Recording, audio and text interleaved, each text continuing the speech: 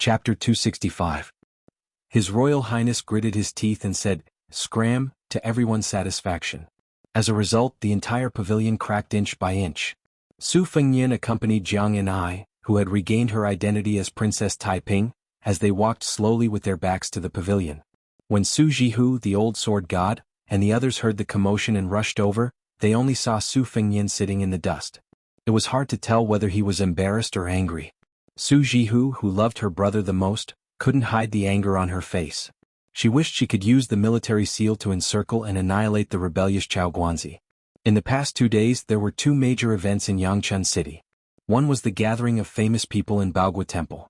The other was Gu Jiantong's former subordinates leading troops into the city. They were undoubtedly targeting the Crown Prince of Baoyang. With the connections Su Jihu had accumulated in Gangnam-do over the years, it wasn't that he couldn't take advantage of the situation. At the very least, he could make Chao Changqing unable to continue acting mysterious. However, Su Fengnian, who had been warned by the pavilion's destruction, didn't crazily fight Chao Changqing to the death. He got up and walked toward his elder sister Su Jihu.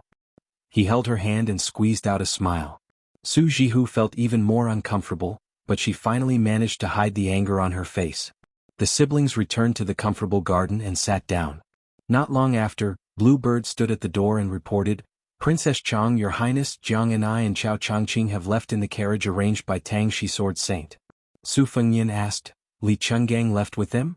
Bluebird shook her head and said, "No, the old sword god asked me to pass a message to Your Highness. He will only leave when he returns to Baoyang."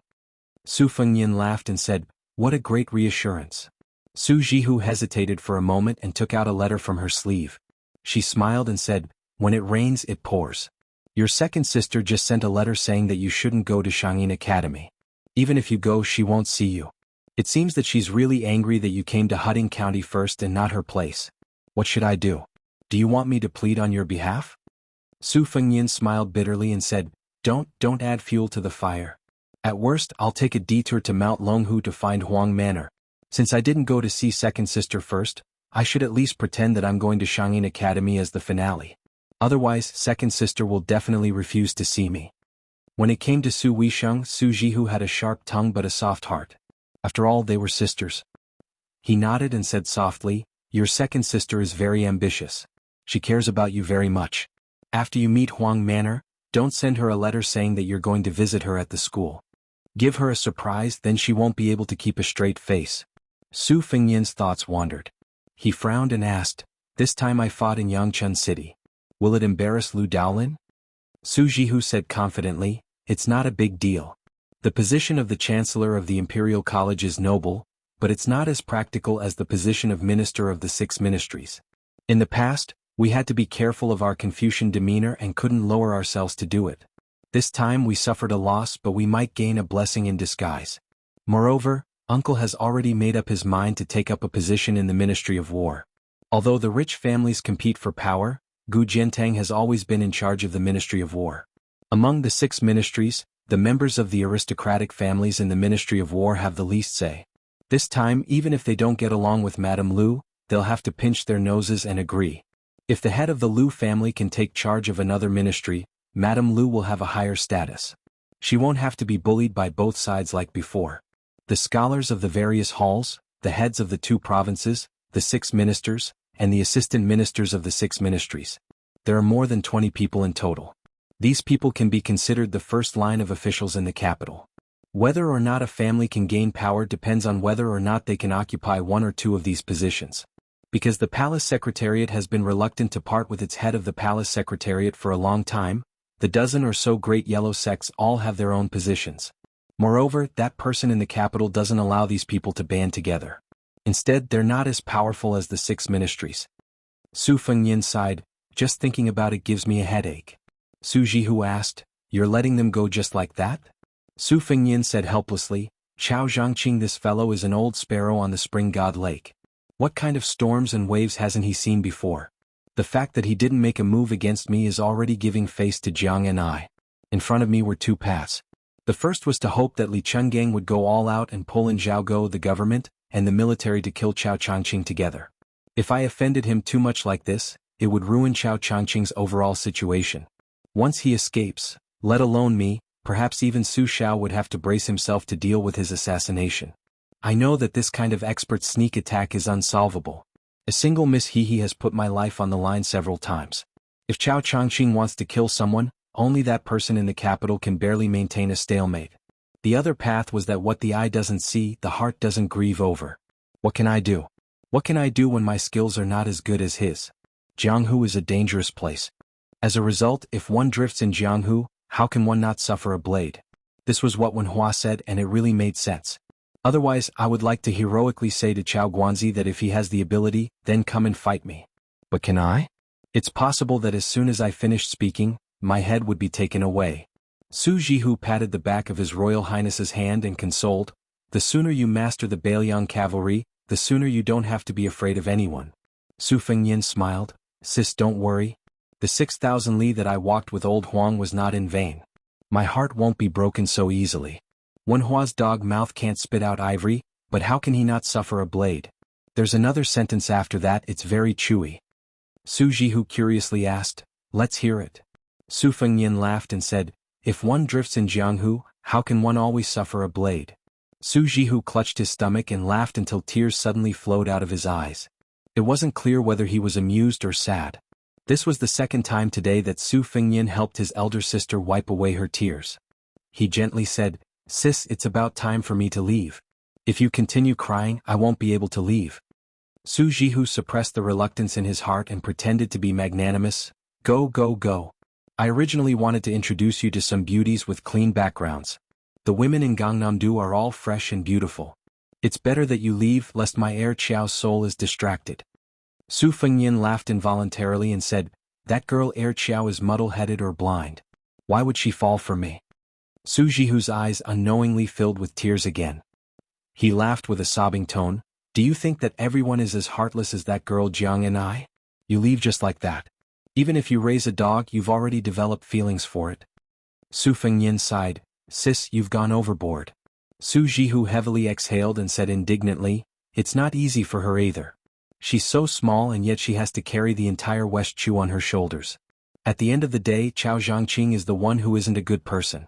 Entering the imperial palace 3 times in these years sounds quite heroic, but in the end he still has to use Jiang and I, this young girl, as a scapegoat. He really can't protect his reputation. Su Fengyin stood up and said, I'm going out for a walk.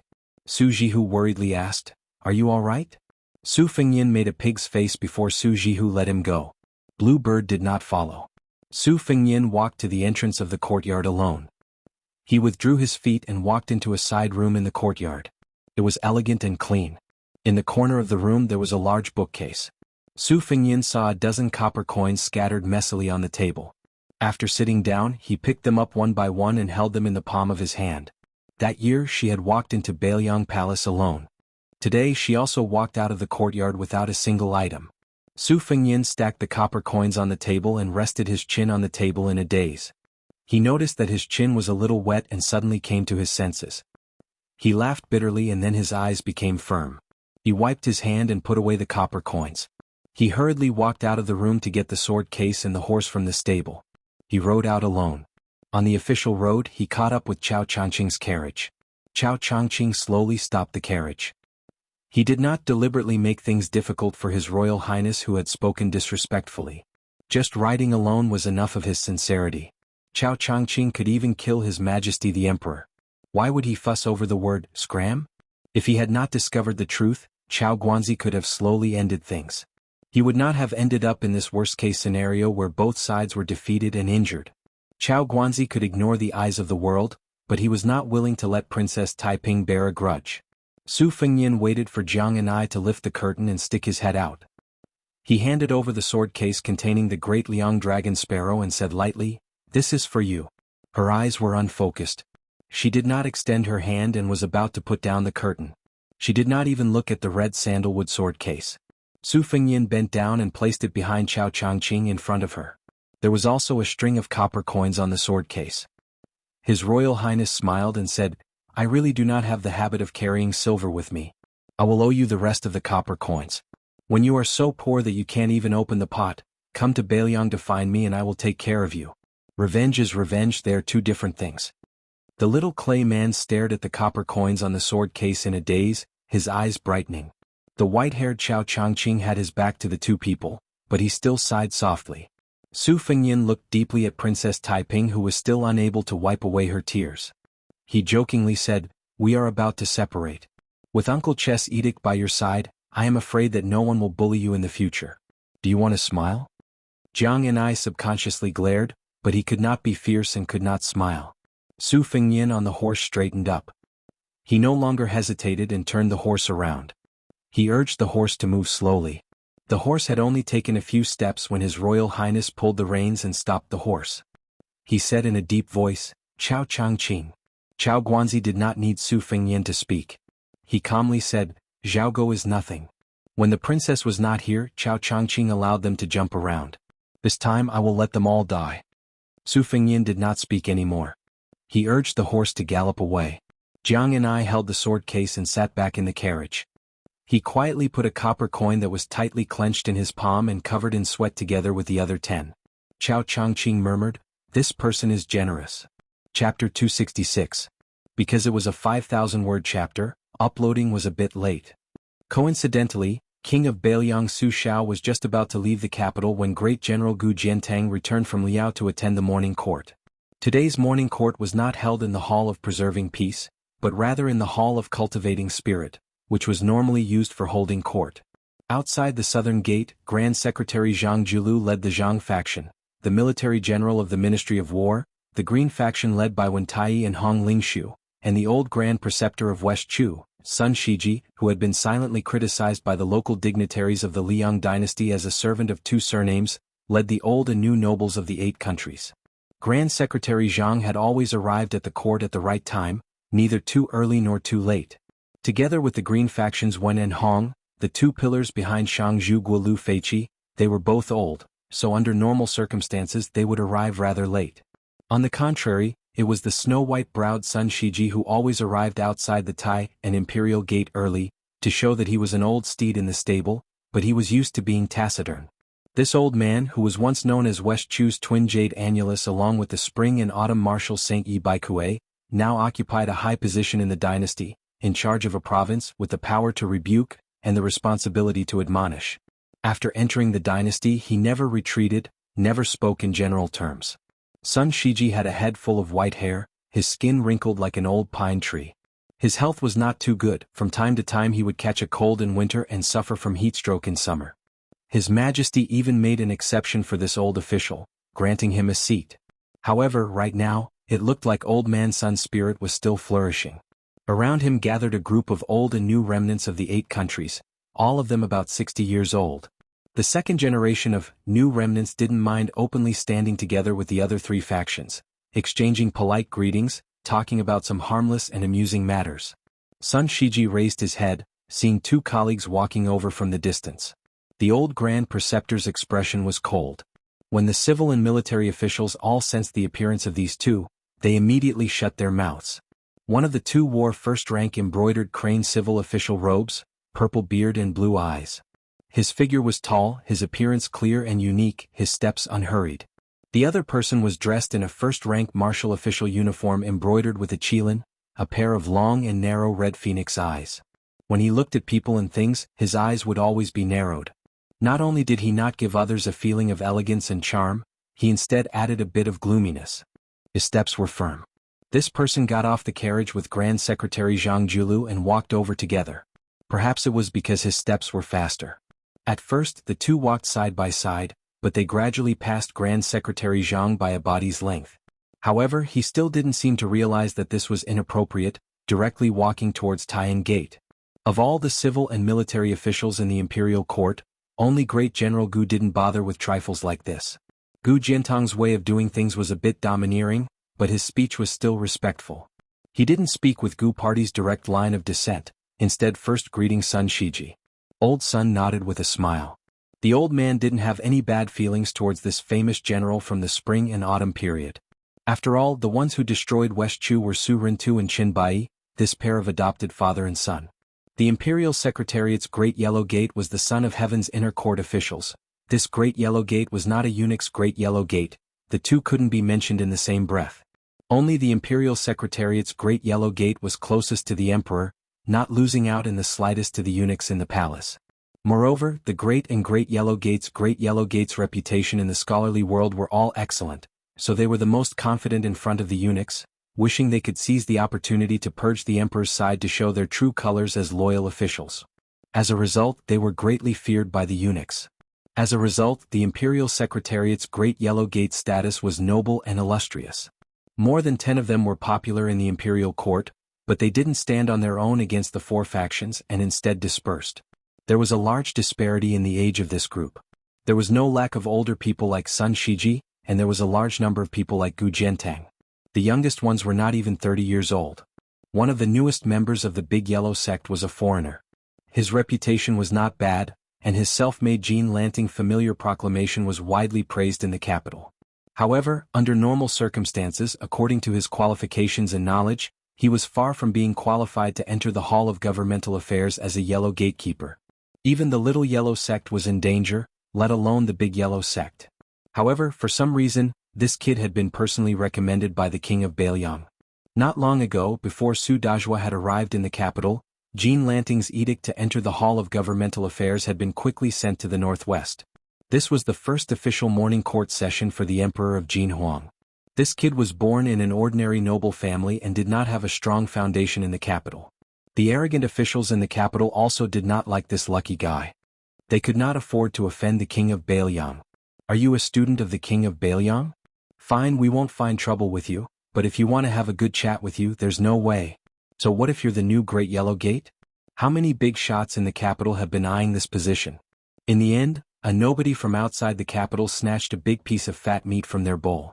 How could they not be angry?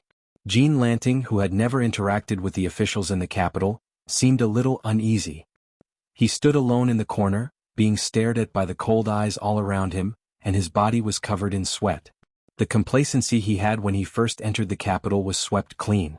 There was even a casual rider from the nearby Minxiao province who sneered, "People say that the Northwest barbarians are monkeys wearing hats. I didn't believe it in the past, but now it seems like it's true." Soon after, several other young and strong officials who were colleagues of the Minxiao province, such as the Minxiao province official, laughed and repeated the word "sure enough." This made the isolated and helpless Jean Lanting really want to dig a hole and crawl into it. Jean Lanting now truly felt the xenophobia of the capital's officials. His body was weak, his personality also not that resolute. After suffering this type of grievance that he had never expected to encounter before, his eyes immediately turned completely red, actually showing signs of tears. This even more so provoked the sneers and mockery of some of the officials who were the best at bullying the weak. At this time, Grand Secretary Zhang Julu looked over from the distance. When he saw this scene, he frowned slightly, stopping his steps. Gu Jiantang originally intended for Grand Secretary Zhang to enter the imperial city first, but when he saw the Grand Secretary turn around and walk away, Great General Gu didn't stand on ceremony either, taking the lead to walk through the main gate. The Gu generals naturally followed in a line. Sun Shiji and Green Party's 2 great consecrators also followed closely behind. In the court, Zhang Party's influence was the greatest, their numbers the most numerous. Before the Grand Secretary entered the city gates, they obviously didn't dare act blindly without thinking. They could only stop where they were, all of them looking towards the Grand Secretary. They looked at each other in dismay, all of them seeing the confusion in each other's eyes. The extremely dignified Zhang Julu arrived at the crestfallen Jean Lanting's side, saying with a gentle smile, "Jean Huang men, a few days ago, I thickened my skin and specially asked Chancellor Huan for a few blades of Lanting Suchuan. That old fellow's heart ached as if he was cutting his own flesh. Only when I returned to the manor and gave it a try did I realize why old man Huan viewed it as his favorite. It really was as light as a cicada's wing, unable to make a sound. If you don't mind, I would like to ask you, the supervisor of Lanting Suchuan, for a few more blades of Suchuan." Jean Lanting raised his head, an expression of disbelief on his face. He mumbled, not daring to say anything. Those officials who were originally waiting to watch a good show slowly dispersed, no longer daring to openly ridicule this outsider who was lucky enough to occupy a high position. Grand Secretary Zhang didn't seem to mind either. He patted Jean Lanting's shoulder, and when he brushed past him, he said indifferently, "Only a gentleman can avoid cliques and pursue personal interests. Let others laugh today, but there's no harm in seeing who laughs 10 years later." Jean Lanting's legs went soft, almost about to kneel down for that figure. A gentleman would die for his bosom friend. This dynasty's Gaozu established the belt system, from the Son of Heaven to the feudal lords, princes, ministers as well as third rank and above, they were allowed to use a jade belt. The amount of jade embedded in the belt was also regulated by Ming law. The current dynasty's great pillar state Su Xiao, because of his outstanding military achievements, the late emperor bestowed a white jade belt embedded with 15 pieces of jade. The great general Gu Jiantang received 13 pieces of jade. When it came to the current Son of Heaven, the number of belts bestowed upon him was few and far between. Qin Zhibao, who was publicly revered by the Son of Heaven, was bestowed a purple belt embedded with 12 pieces of jade. After the old Grand Secretary passed away from illness, Grand Secretary Jianghu, who had risen more than 10 ranks in 2 years, was bestowed 4 purple belts, one embedded with gold, and the other embedded with jade was 6, 10, 13, increasing in that order. The current dynasty's court uniform belt was inlaid with jade as the most respected material, followed by gold, silver, copper, and iron. Unless the emperor bestowed it specially, it could not exceed the official rank. The standard of a jade belt could not exceed a lightning pool, but it was an ancient custom for gentlemen to love jade. The imperial court didn't forbid the hanging of jade pendants at the waist. Jean Lanting followed the civil and military officials into the city gate. Along the way, jade pendants were knocked, making ding-dong sounds, creating a clear and ethereal sound. Jean Lanting's mind swayed. This was precisely the center of the entire Liang dynasty. Chapter 267. Compared to Lu Daolin's resignation as the Right Chancellor of the Imperial College, which was approved by the Emperor, the entry of the nameless Jean Lanting into the Secretariat seemed insignificant. The case of Bailiang's heir killing of scholars in Gangnam-do immediately caused a huge uproar in the capital where the ears and eyes were the most informed. There were 30,000 imperial scholars in the Imperial College. Their emotions were aroused and they were noisy. Even though they knew that the prince with a different surname was still in the capital, they still couldn't stop the explosive discussion of these future pillars of the dynasty. The Imperial College in Great and City was originally very small, limiting admission to members of the imperial family, relatives, and the descendants of third-rank meritorious officials. It was expanded during the time of the late emperor, adding 5 halls, 6 halls and 18 floors. When the spring and autumn period ended and the world was unified, the Imperial College completely opened its doors. Now it already accommodated 30,000 students. The buildings of the Imperial College stretched for 10 miles, magnificent and unprecedented. The Imperial College had 2 chancellors on the left and right, similar to Xianxia Academy. During these years, imperial scholars poured into the Imperial College like carps crossing the river, forming a community of scholars and vaguely showing the majestic atmosphere of competing with the academy. As the Right Chancellor, Lu Daolin, the head of the Lu family in Yangzhou, had a position only below Left Chancellor Huan Wen, who was once from the same school as Grand Secretary Zhang. This time, due to the vicious actions of his in-laws in Gangnam-do, his reputation was damaged. He felt that he could no longer be a role model for the 30,000 students of the Imperial College, so he took the initiative to resign. As for whether or not Left Chancellor Huan Wen added fuel to the fire, perhaps only Lu Daolin, who was involved in the situation, knew.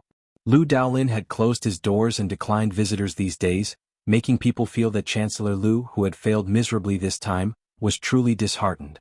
Lu Daolin sat behind the desk, holding a saint's book. His expression was calm, without a hint of dejection. The head butler walked over quickly and only slowed down when he reached the door. He bowed and said, "Master, de Zhuguo is here to visit."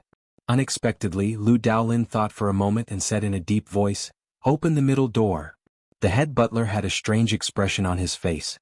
Reporting to Master, de Zhuguo said that it was troublesome to open the middle gate, so he went in from the side gate. "You will be here soon." Lu Daolin smiled and shook his head, feeling a little helpless. He stood up and straightened his clothes. Just as he stepped out of the study, he saw a hunchbacked man walking in from the inner corridor. This old man suddenly hugged his neck and laughed as if he was criticizing him. "In-law, oh in-law, you're not being honest.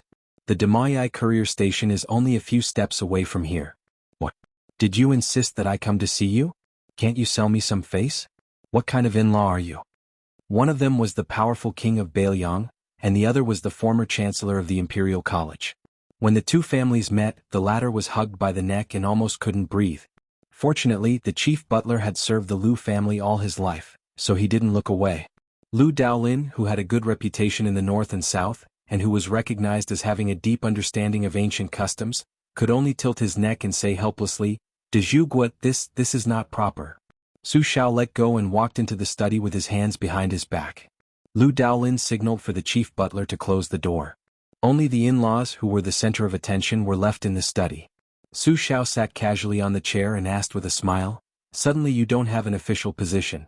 Does your heart feel empty?" Lu Daolin smiled. "It's okay." Su Xiao waved his hand and said directly, "I won't beat around the bush with you. Just say it. There are 6 ministries in the Ministry of Works. Where do you want to go?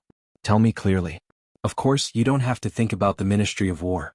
Gu Jiantang, that bastard, has always seen it as his wife in his bed. He'll get angry with anyone who goes there. As for the Ministry of Appointments, it's also difficult.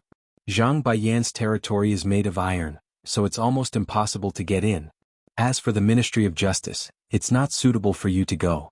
Ministry of Rights, Ministry of Revenue, Ministry of Works. In-law, pick one.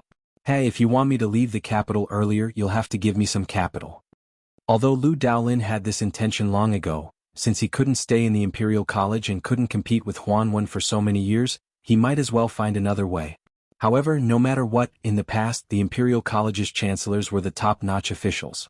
At the time, the Hall of Governmental Affairs didn't set up provincial magistrates for the 2 provinces. Even the highly respected Sun Shiji was only a left servant, so the 2 chancellors became the top-notch officials. Speaking of which, since Lu Daolin had only lost to Huan Wen in the Imperial College these years, he naturally cultivated many of his confidants. Could be said that he had students all over the world. His only regret was that if he went to one of the 6 ministries, he probably wouldn't be able to get the title of Grand Secretary in this lifetime. No matter how open-minded Lu Daolin was, in the end, he couldn't escape the stereotype of a famous scholar. However, this time he took a step back and didn't hurt his heart. His Majesty also hinted that he should enter one of the ministries. Lu Daolin thought that the Ministry of Rights was the most likely place for him to go. He originally felt a little regretful, but when he received a letter from his clan brother, Lu Baijia, saying that he wanted to fight for the position of Assistant Minister of War, Lu Daolin immediately became very happy. In this way, it was the best time to go to the Ministry of Rights. Otherwise, it would touch the bottom line of the other 3 families in Jianghu. Lu Daolin did not want to complicate things at this time. Anyway, as long as his brother Lu Baijia was willing to be an official, everything would be settled. For the Lu family and the scholars group of Jianghu, this was a great blessing. There was no one around, so he no longer called Su Xiao a pillar of the country. After calling him in-law, Lu Daolin smiled and said implicitly, "Minister Lu is old and unwell." Before the new year, he mentioned to His Majesty that he wanted to retire and return home. Su Xiao curled his lips and said straightforwardly, "Then it's settled." Lu Daolin hesitated and said softly, "It's okay if in-law doesn't show up." Su Xiao spat and pointed at Lu Daolin's face. He scolded mercilessly, "You pedantic in-law, do you really think that the minister of the 6 ministries is in your pocket? If I don't show up, do you believe that Zhang Baiyan and Sun Shiji can press you to a broken place and not raise your head?" Lu Daolin was shocked. Su Xiao shook his head and said with a smile, "In-law, you have read a lot of sages and know a lot of principles. However, being an official is not something that can be done just because you have a little face. I'll say this first, if you still treat the Minister of the Board of Rights as the Chancellor of the Imperial College, you will have to pack your bags and get lost before long." Lu Daolin sighed and said, "I understand." Su Xiao waved his hand and smiled. He narrowed his eyes and said, "Feng Yin is messing around on Gangnam-do and has caused your family to lose the foundation of the Imperial College. Are you angry?" Lu Daolin said seriously, "It would be hypocritical to say that I'm not angry. However, to be honest, His Royal Highness is angry about this matter. If a family member doesn't help a family member, no matter how big the family business is, it will be ruined. This is a principle that even a country bumpkin understands." Lu Daolin understands. Lu Daolin then said with a guilty expression, "I have already written a letter to Xian Lang. In the future, he can't let his emotions affect his decisions." Su Xiao opened his eyes and stood up. He said slowly, "In-law, this is what a family member should say." Lu Daolin felt relieved. He looked at Su Xiao's posture and saw that he was about to leave as soon as he sat down. He said in surprise, "In-law, are you leaving?" Su Xiao said unhappily, "If I don't leave, am I supposed to talk to you in a bureaucratic manner? I'm leaving. Back to Baiyang." Lu Daolin was speechless. When Su Xiao walked out of the study, he laughed softly and said, Don't worry about His Majesty being suspicious of you and me. The law is nothing more than human feelings. Since we are in-laws, we have to act like in-laws. If we are unfamiliar with each other, we are worse than outsiders and enemies. Only then will people not understand. Only when they don't understand will they blindly think about it. That's right, right? Lu Daolin, who had been gloomy in his heart, was completely relieved. The king of Bailiang came and went in a hurry. What Lu Daolin didn't know was that Princess Suizhu was sitting in the carriage outside the manor. She was on a private visit. After Su Xiao sat in the carriage, the princess pulled on his sleeve and said with a sad face, "Uncle Su, can you not leave the capital? Xiaoya is so bored." Su Xiao smiled and said, "There's no other way. Uncle has a busy life. How about I have Feng Yin come to the capital to play with you?" Princess Suizhu's eyes rolled around. Su Xiao rubbed her head and said, "Look, you still have a grudge in your heart, don't you? All right, Uncle can only take out his trump card and take you to eat a few big bowls of almond tofu. When the time comes, Uncle won't be happy if you're angry with Feng Yin." The princess shook the cuffs of the big pillar of the kingdom like a spoiled child and snorted twice. She smiled brightly and said, all right. For Uncle Su's sake, I won't lower myself to that guy's level." On this day he and Princess Suizhu ate a bowl of almond tofu that cost 3 copper coins. According to the history books, this was the last time the king of Bailiang, Su Xiao, entered or left the capital. After the king of Bailiang, who was still wearing the clothes of a rich man, left the city, he walked out of the carriage and looked at the towering city wall with his hands in his sleeves. Beside him stood the sickly tiger in black, Yang Taisui.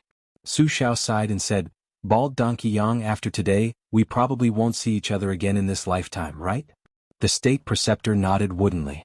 Su Xiao smiled and said, "Whoever dies last, remember to go to the grave and offer wine on the tomb."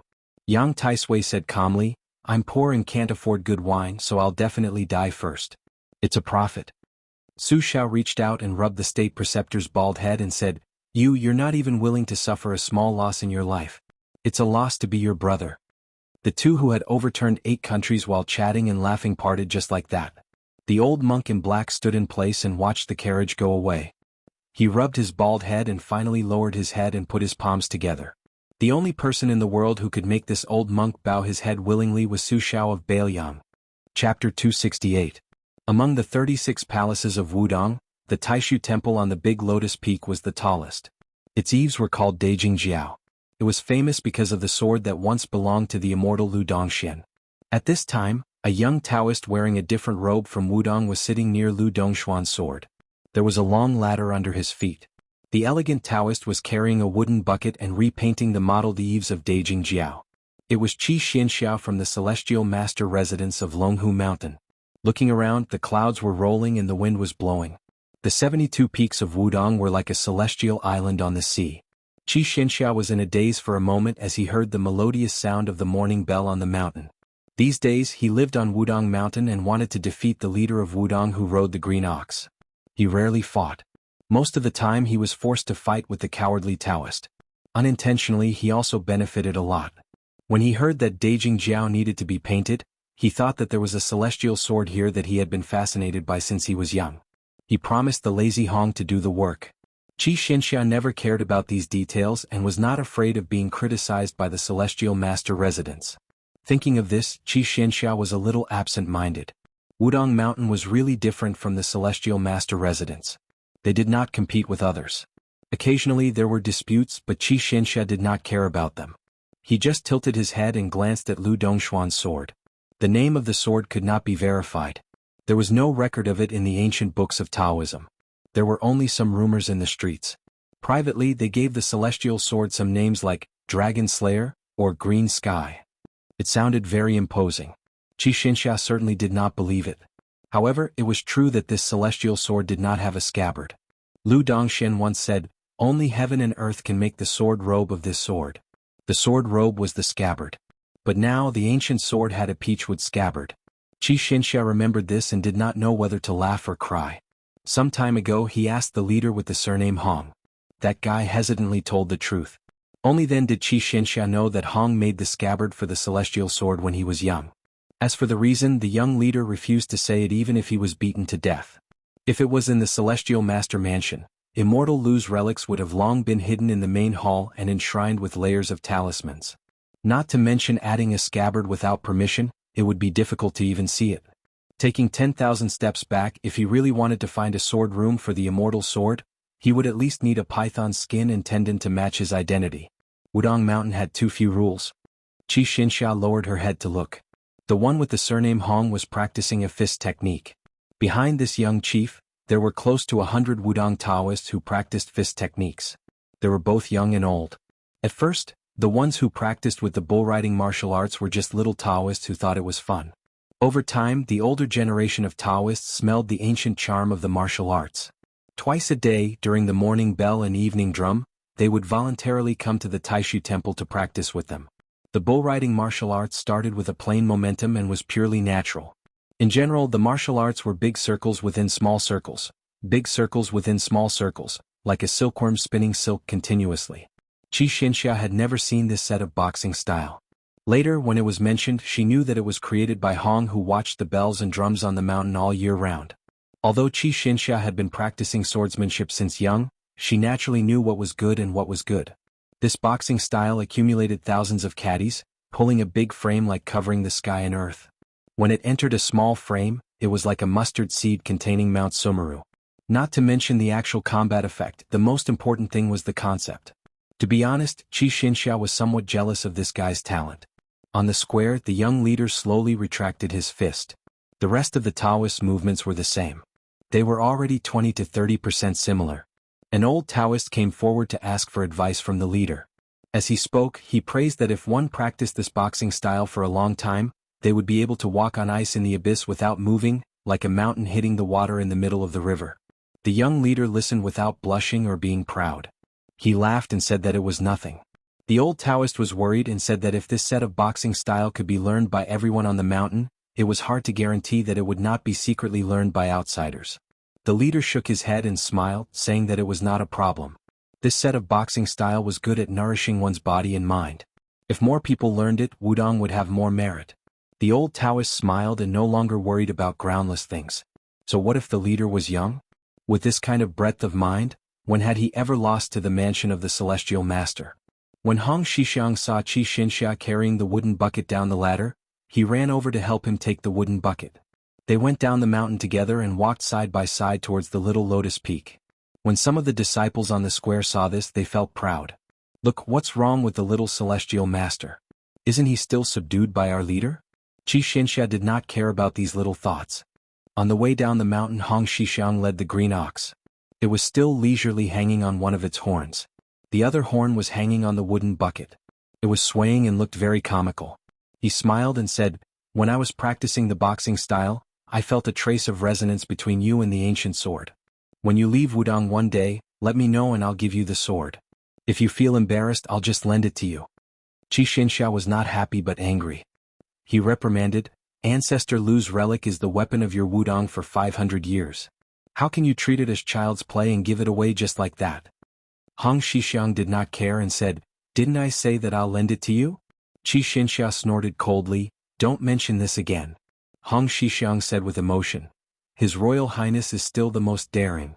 When we went down the mountain, if it wasn't for me hugging his leg and begging him, you wouldn't have seen this sword." Xianxia was indifferent to this. He only said sincerely, "Outside the box the world is full. Inside the box the sword aura is long.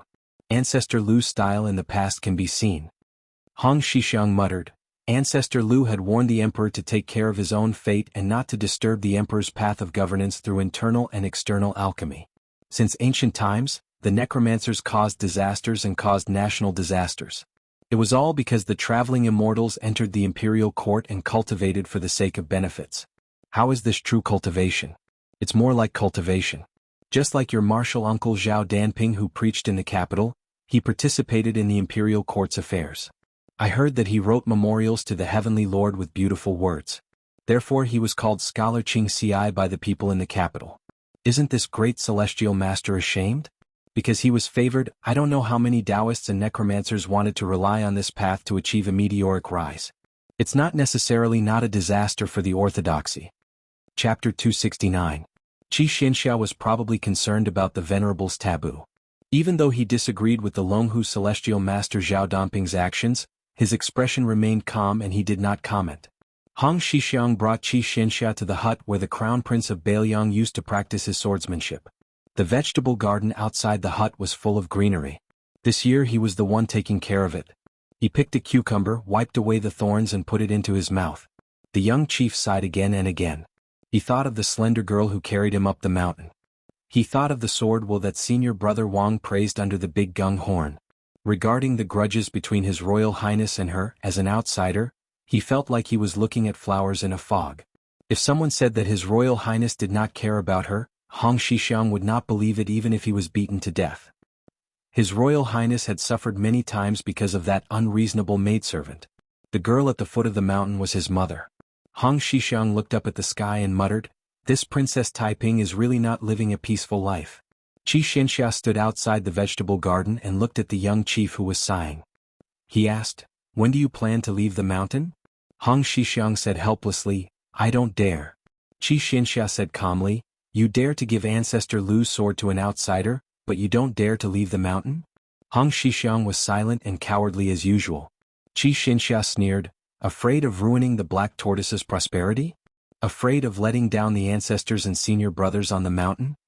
Hong Xixiang shook his head and said, "No." Xianxia turned and left, leaving behind a sentence, "Are you going to the debate on the peak of Mount Longhu?"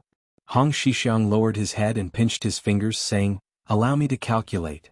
Xianxia sneered, "Calculate what? No matter how you calculate, you won't leave the mountain. Why deceive yourself?" The young chief, who was so good-tempered that it made people gasp in amazement, said softly, "Bullsh *t." Xianxia laughed and left. Beiliang's frontier fortress. The huge town was heavily guarded and the cavalry was valiant. On this day a sandstorm suddenly rose. Could be said that a river of crushed stones was as big as a bucket. Looking out from the city wall, all one could see was dust, giving off the desolation that was unique to a frontier fortress. But in this kind of chaos, there was still a man in white who went out of the city. Beside him was a graceful woman with a black veil covering her face. The man in white was leading the horse and his posture was very, very low. It was really hard to tell which of the 6 major towns on the border was worthy of this honor. The woman's temperament was otherworldly. She held a pipa in her arms and faced the storm. Looking into the distance, one could see a tornado soaring into the sky. She sat on the horse and said softly in a clear voice, "You openly allowed the enemy of Beimang to leave the city. Aren't you afraid that the king of Beiliang will have a grudge against your adopted son?" The man in white continued to lead the horse forward slowly, remaining calm and collected. Wherever they went, the wind and sand would not be able to enter. The woman, who wore a black muslin dress but a pair of snow-white embroidered shoes, also fell silent. The man in white finally said, "Chen Zhibao only knows that the first player of Beimang's horse drum, Fan Bai, has entered the city, but he doesn't know that Princess Qingwan of Beimang has left the city." The woman in black dress and white embroidered shoes said with a smile, "How can Slave Bai dare to be called the first player? Sun Zigang's right hand is strong and fierce, like an iron horse rushing out. Zhu Qingshan's left hand presses the string to Tong Xin, big and small pearls fall on a jade plate. Only then can he be considered a master of the pipa." The man smiled faintly and said, "It's true that these two are good at playing, but the pattern is monotonous. They can't be compared to Miss Fan's own composition and music." The woman with a veil covering her face turned to look at the man in white. This master of the art of war who made her risk her life to enter Beiliang's territory did not act according to common sense. Her trip to Beiliang, which had a clear goal, was forcefully dragged into an ambiguous situation by him. She gritted her teeth and said in a low voice, "General, Slave Bai can guarantee you a place in Beimang in the future. It will only be higher than the Liang dynasty." Chen Zhibao shook his head slightly and said, "That's boring." The woman with a special identity frowned and said, "General, are you sure Beimang will lose?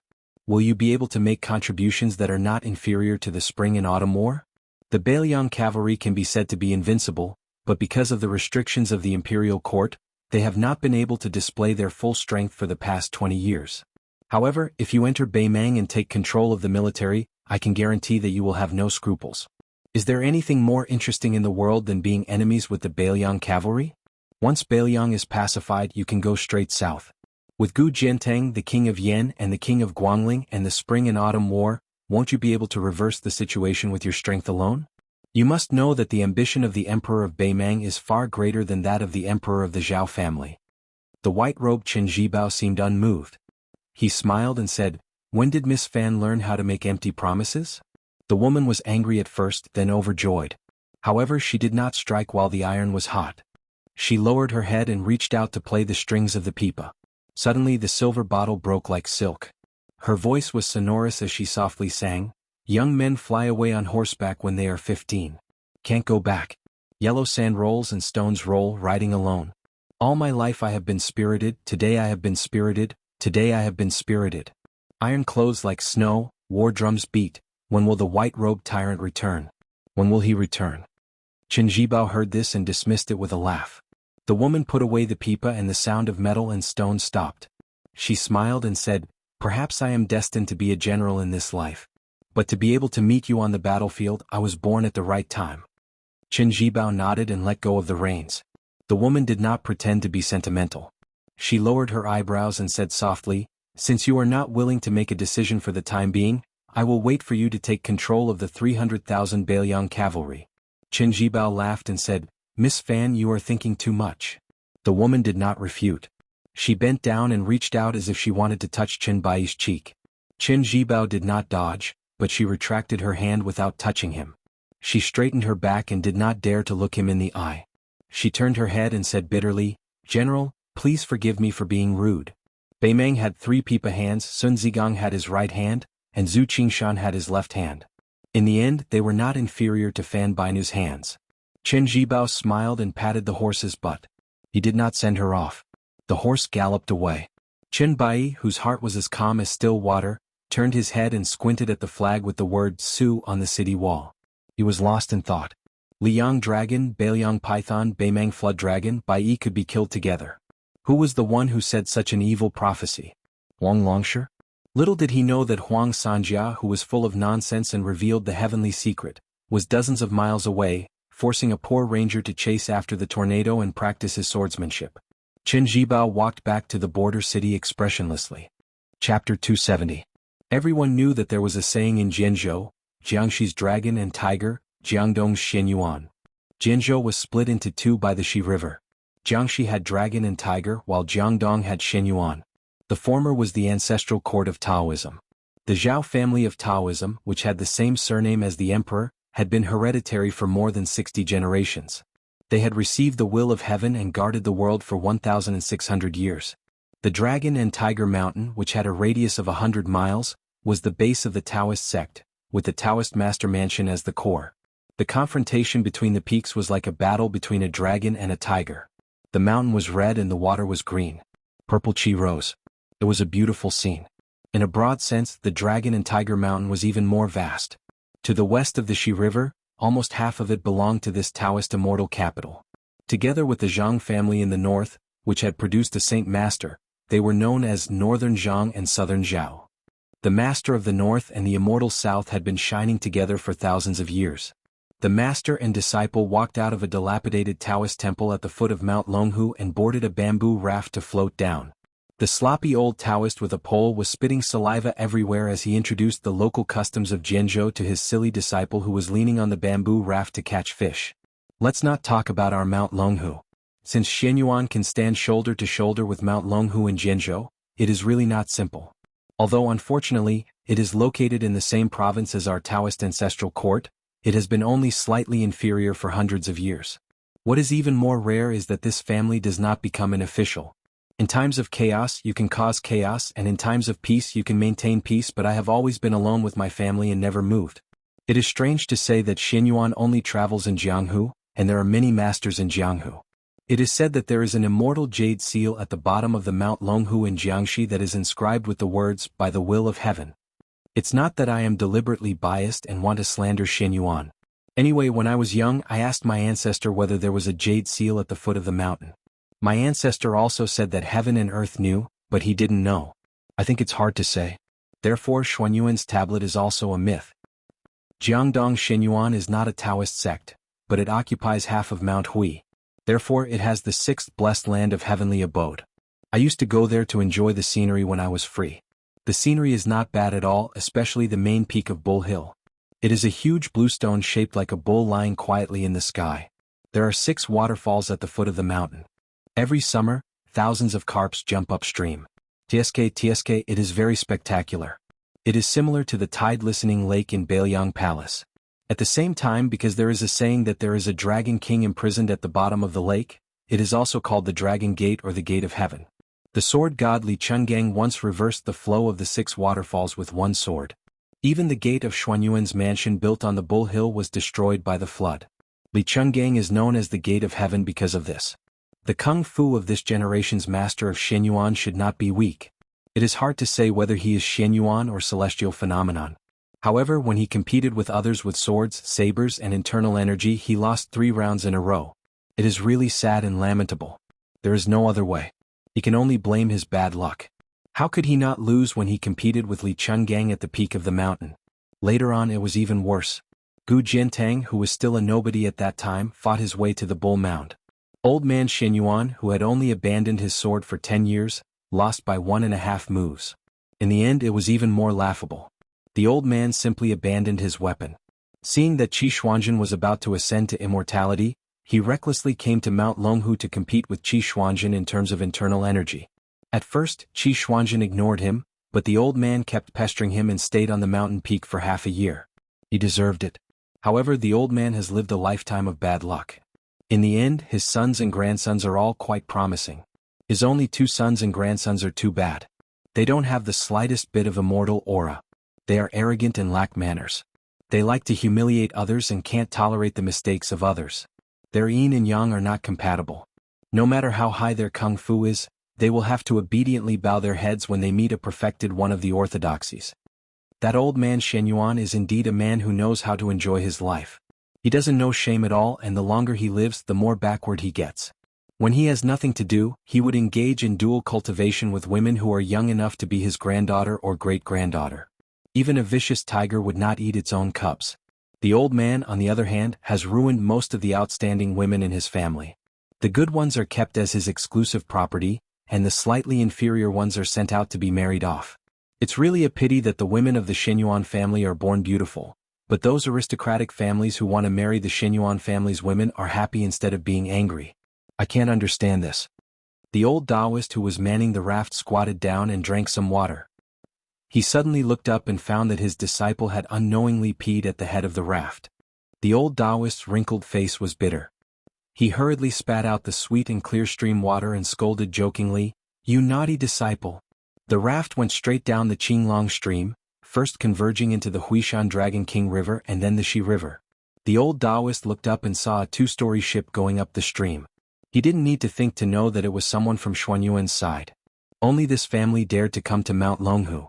A 2-story ship was the limit of the Qinglong stream. If it was bigger and higher, it would be stranded.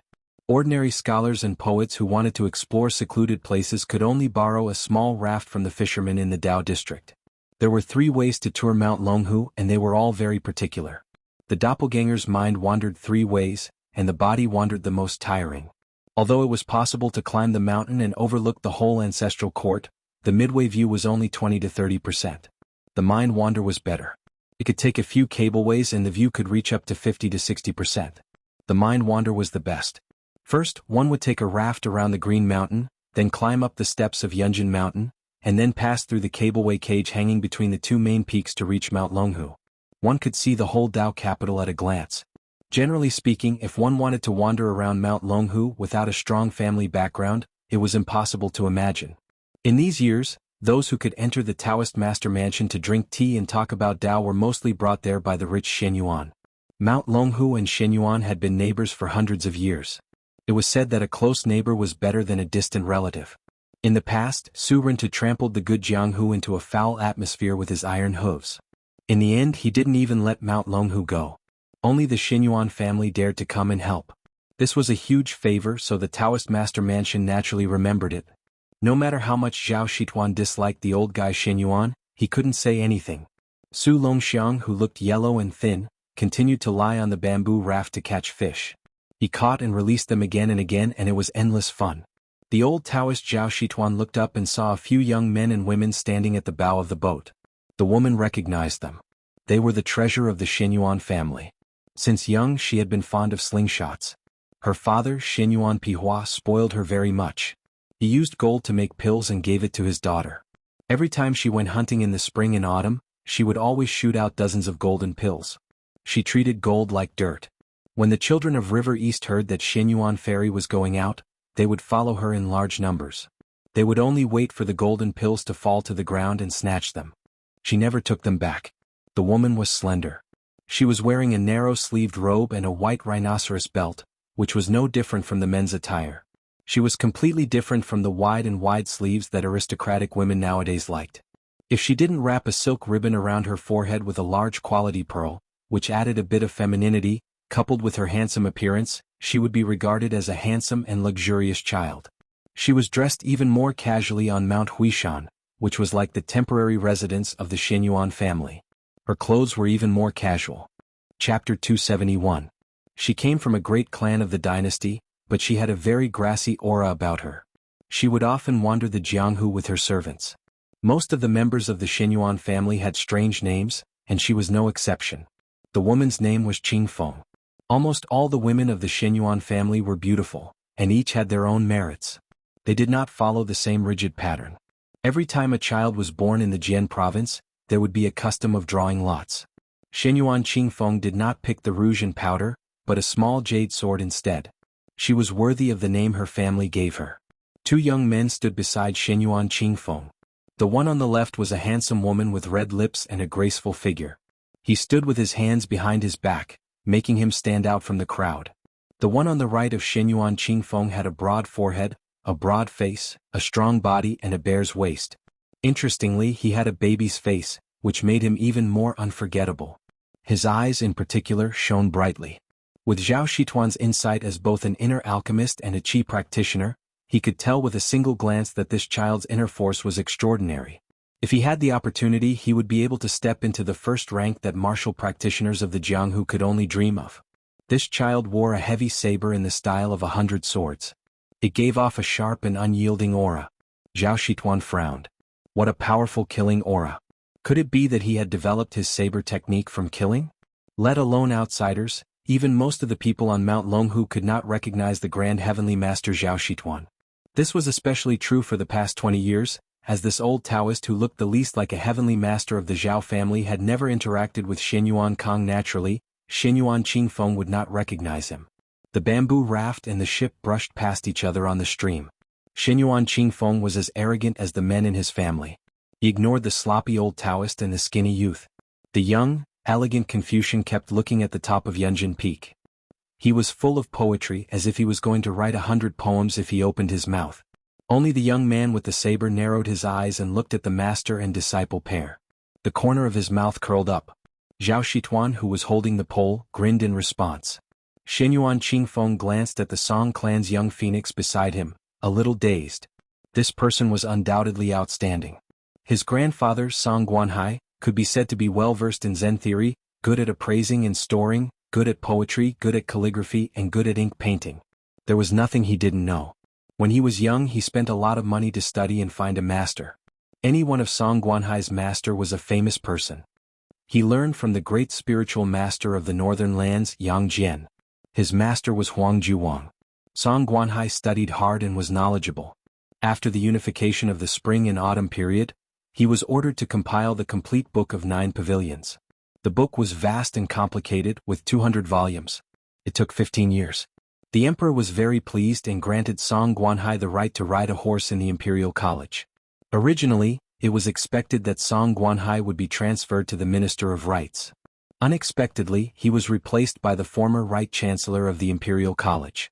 Song Guanhai was transferred to the more noble Imperial College.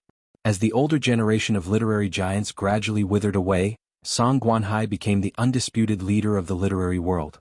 In recent years, he began to do 15 reviews.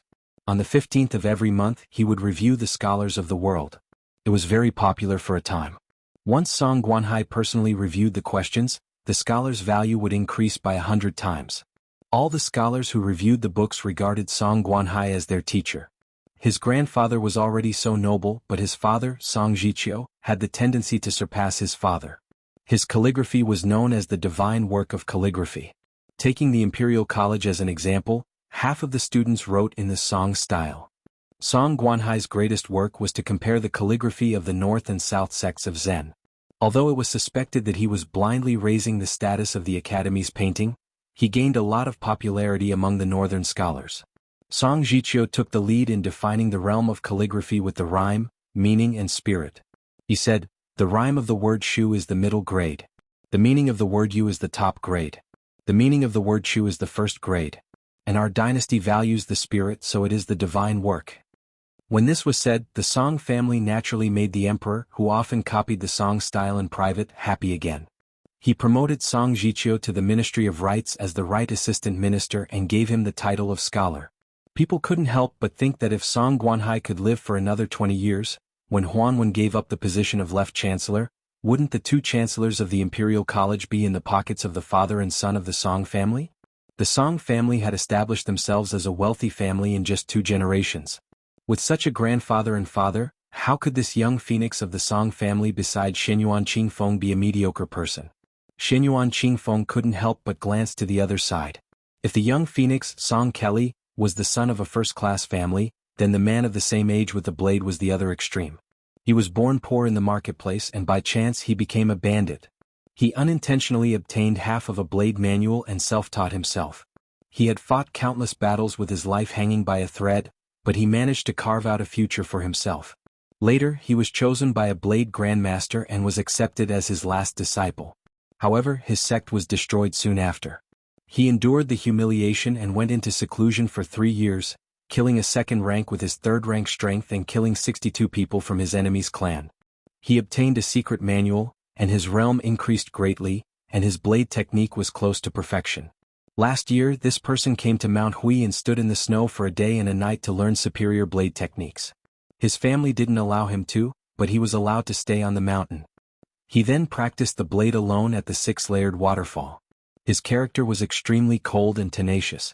Shenyuan Qingfeng couldn't say whether he was angry or happy about this person who was called ambitious by the great ancestor, but he couldn't bring himself to dislike him. He came to Mount Longhu this time to sightsee and relax, and also to catch a few rare spiritual beasts that were unique to Mount Longhu. With him around he could save a lot of effort. It was summer. Although Mount Longhu was cool and refreshing, the pampered Shenyuan Qingfeng still returned to the ship. Frogs in the well couldn't talk about the sea, and summer insects couldn't talk about the ice? The House of Bell and Cauldron food was not like this. Just like the northern Liang prince's mansion had a large lake where one could listen to the tide, this ship had 4 large barrels. They were filled with ice that was stored during the winter and would be taken out during the summer. The room was as cool as autumn. After Shenyuan Qingfeng sat down, he looked at the elegant Song Kelly and smiled. "Young Master Song, you've escorted your master's coffin several thousand miles south. This is a good deed." Song Kelly shook his head. "That's how it should be." The young man with the saber, who was sitting with his eyes closed, raised the corner of his mouth slightly.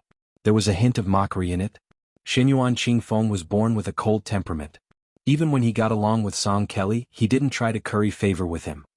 He stopped the pleasantries and looked out the window at the beautiful scenery. For some reason he thought of a pair of bastards from a few years ago. He frowned slightly. He had long forgotten about those 2 bastards. It was just that he met Song Kelly, the son of an aristocratic family. Now he realized that one of the 2 bastards was even more beautiful than Song Kelly. 2 or 3 years ago, when he was traveling in Mianzhou, he met 2 shabbily dressed lechers at the lantern market. One of them was good-looking but very perverted. The other was unremarkable. Shenyuan Qingfeng only vaguely remembered that he had a funny wooden sword. They met on a narrow road in the Mianzhou lantern market. The beggar who looked like a human and dog blocked the road and refused to let her pass. His smile was very repulsive and his eyes were fixed on her chest. They started a verbal argument. She didn't expect the one with the wooden sword to be a madman. He called a dog by the roadside "Dad" several times, then turned around and called her "Mom." There was also an old man who was watching the fun. He was missing his front teeth, so when he opened his mouth, his smile was very frivolous. Shenyuan Qingfeng had never suffered such humiliation before. He immediately ordered his servants to chase after them and beat them up several streets. His original intention was to break 6 of the dog's legs to vent his anger. However, he didn't expect the 2 bastards to be carried away by the old man with the missing front teeth. The most damnable thing was that before he disappeared he shouted, "Little girl, remember that my surname is Su. Just you wait, next time you see me, give me a rabbit-sucking brush." Shenyuan Qingfeng gritted his teeth and thought, "Su, don't let me meet you in Jianghu." Chapter 272. Xianyuan Qingfeng's group entered Yunjin Mountain and chose a secluded path to search for spiritual items. Apart from the young phoenix of the Song family and the young man with the saber, the Xianyuan family also had a dozen or so elite retainers. Mount Longhu was the ancestral home of Taoism, so naturally no one dared to cause trouble here. Xianyuan Qingfeng was born in a martial arts family, so his foundation was not bad. However, it was still difficult for him to walk along the rocky beach. Song Kelly, the well-read Confucian scholar, was unexpectedly relaxed and leisurely. He stepped on the rocks and crossed the stream with great agility, as if he had returned to his original state after practicing superior internal strength. This made the young sabersmen stop looking down on him and carefully observe him with cold eyes. They walked for 4 hours before they realized it. Xianyuan Qingfeng was looking for 3 spiritual items. First, the giant salamander. Giant salamanders weren't rare, but the horns on the forehead were. The second was the red-backed salamander, and the third was the black-footed snow civet. The latter two were relatively easy to find, but the giant salamander was hard to find. According to the ancient books, the salamander would grow horns if it lived for 100 years, and in another 500 years, it would transform into a mountain flood dragon. Xianyuan Qingfeng didn't expect to find it in one go, but she had already searched the mountain dozens of times. While resting on a rock, Song Kelly looked at the sky and smiled. "Miss Xianyuan, if we don't go back now, we'll have to spend the night on the mountain." Xianyuan Qingfeng nodded. They didn't get much from this trip, only catching a few salamanders. As for the black-footed snow civet, they didn't see any of them. This was reasonable. These little guys usually only appeared at night. They looked like foxes, but they had a natural musk. They would be the best if they were made into boudoir sachets. However, the process of collecting musk was very bloody and cruel. Xianyuan Qingfeng played with the cute salamander in the glass bottle, thinking that it was time to go home. At this moment, the silent young swordsman squinted his eyes and looked into the depths of the forest. Another 5 miles. Song Kelly smiled gently and didn't say anything. Xianyuan Qingfeng looked at the swordsman who spoke confidently. She remembered her father saying that this swordsman's intuition was rare. She thought about it and nodded. "Then let's go another 5 miles. Xianyuan Qingfeng didn't forget to look at Song Kelly. "Young Master Song, how is it?" "I can still walk." Song Kelly smiled. Xianyuan Qingfeng stood up and took a deep breath before leading the way. When Xianyuan Qingfeng was about to turn around and leave the mountain, he saw a small green pond in the distance. Although the pond was not big, it was obviously very deep. What was even stranger was that there was a middle-aged Taoist sitting cross-legged beside the pond with his back facing everyone. Song Kelly furrowed his brows. The young swordsman sneered. Xianyuan Qingfeng wasn't worried that bad people would appear in Mount Longhu, not to mention that the dozen or so people around her were all powerful. She was even more at ease. She lightly leaped over a few large rocks in the stream and came to a stop near the small pond. Only then did she see that the Taoist wearing the Mount Longhu Taoist robe had an ordinary face. The robe was sewn and could only be considered simple and clean. It wasn't the humble yellow and purple that could best show off the identity of the Taoist master's residence. Xianyuan Qingfeng was meticulous. When she leaped onto the bluestone with a clear spring, she deliberately increased her pace. However, the middle-aged Taoist didn't notice it immediately. The Taoist was focused on the pond. He held a bamboo fishing rod in his hand as if he was fishing. The bamboo pole was long enough to sink into the pond. It wasn't like those distinguished scholars who were deliberately mystifying. Xianyuan Qingfeng was really tired of those scholars who fished for fame. If this Taoist threw out his fishing rod but didn't have any bait, with Miss Xuanyuan's temperament, she would definitely give him a good beating.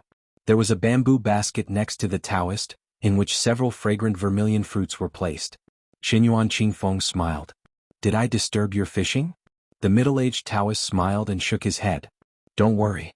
You won't disturb the fish I'm trying to catch." Song Kelly glanced around and sat down before asking in a warm voice, "May I know what you're using as bait? How deep is this pond?" The young swordsman was already holding the handle of his sword. Even Xianyuan Qingfeng could sense the killing intent of this boorish man, who was expected to compete with Gu Jiantang in the future. He was always straightforward when he set his mind on something. He was like this when he went to Mount Hui, and he was still like this when he met her. Xianyuan Qingfeng couldn't do anything about it. The middle-aged Taoist didn't seem to sense the killing intent. He pointed at the bamboo basket and gave the first answer. "I don't know how deep this pond is either." Song Kelly was still polite on the surface. "May I ask what you're trying to catch?" The Taoist didn't hide anything and told the shocking truth in an indifferent tone. It's a giant salamander. It once swallowed an item and I want it back.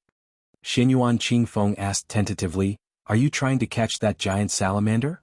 The middle-aged Taoist was truly ignorant of worldly affairs. He nodded and said, "Yes." The young swordsman sneered. He was also straightforward and was about to draw his sword. He didn't draw his sword, but once he did, there would be blood. He didn't care if the Taoist sensed his killing intent. "I have a sword, which head in the world can't be cut off." The Taoist sighed and put down the bamboo pole. He glanced at the bamboo basket and turned to smile. "I can't catch it this year. There are a few fruits left. If you don't think they're dirty, they can satisfy your hunger and thirst." Song Kelly smiled but didn't say anything. The young swordsman, who had inexplicably loosened his grip, casually sat down and grabbed a wild fruit, handing it to Xinyuan Qingfeng first. She shook her head, so he directly tossed it into his mouth. There were still 3 or 4 left in the basket, so he swallowed them all. The middle-aged Taoist smiled. Xinyuan Qingfeng asked, "Which Taoist temple do you cultivate in?" The Taoist shook his head. "I'm like a lonely ghost.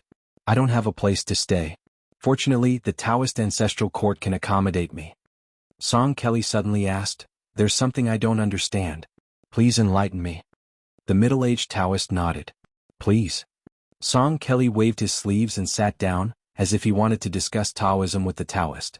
He said in a deep voice, "My father once said that Buddhism is gold, Taoism is jade, and Confucianism is food. Although gold and jade are expensive, they don't make a lot of money. However, the world is like a person's body. One can't go without food for a day." The middle-aged Taoist interrupted in an old-fashioned tone. "It's okay to go without food for a day. You won't starve to death." Xinyuan Qingfeng was dumbstruck and he was greatly disappointed. How could there be such an unreasonable debate? The Taoist priest's immortal bearing that was born from fishing for the great flood dragon salamander in the deep mountains was completely swept away. The swordsman laughed. Song Kelly was good at maintaining his composure and wasn't angry at all. Fortunately, the Taoist added, "But if you go without food for a long time, something will happen." Song Kelly continued calmly. "My father admits that there's a difference between good and evil, but denies that there's a difference between the 3 sections. What do you think?" The middle-aged Taoist nodded. "Good." Song Kelly's face became more serious.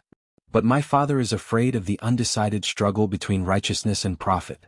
He only dares to publicly say that the 3 sects' purpose is to find a way out for the people.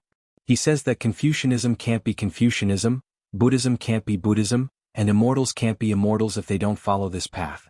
Regardless of the 3 sects, as long as you do good deeds and are loyal to humanity, you won't be far from the Great Way." Chapter 273. The Taoist priest smiled and said, "A gentleman does not stand under a collapsing wall." This was what teacher Jianghu said 2,000 years ago. It's not easy for your father to have such foresight and courage. I believe that if a man can correct his body and mind and gather true spirit, he can nurture great talents and virtues. As for where his roots lie, it doesn't matter if it's on the side of Confucianism, Buddhism, or my Taoism. However, since Taoism is led by the word Tao, no matter how long it's been, the later generations will have an innate advantage. As for the sage book written by teacher Zhang's disciple, it can be said that it's reasonable, but it's unavoidable that it's scholarly. It's a good thing to set rules, but it's also a cage. There's no doubt that teacher Jianghu is a sage. However, no matter how high one's status is, there's still a sect bias. If I was born 2,000 years earlier, I would have boldly said to him, "Teacher Jianghu thinks his words are rash, but I think it's wonderful." Not to mention Song Kelly and Xinyuan Qingfeng, even the young swordsman who had never touched a book in his life was dumbfounded.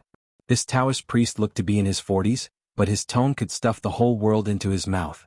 Teacher Jianghu had already explained everything 2,000 years ago, but this Taoist priest had almost left no room for discussion today.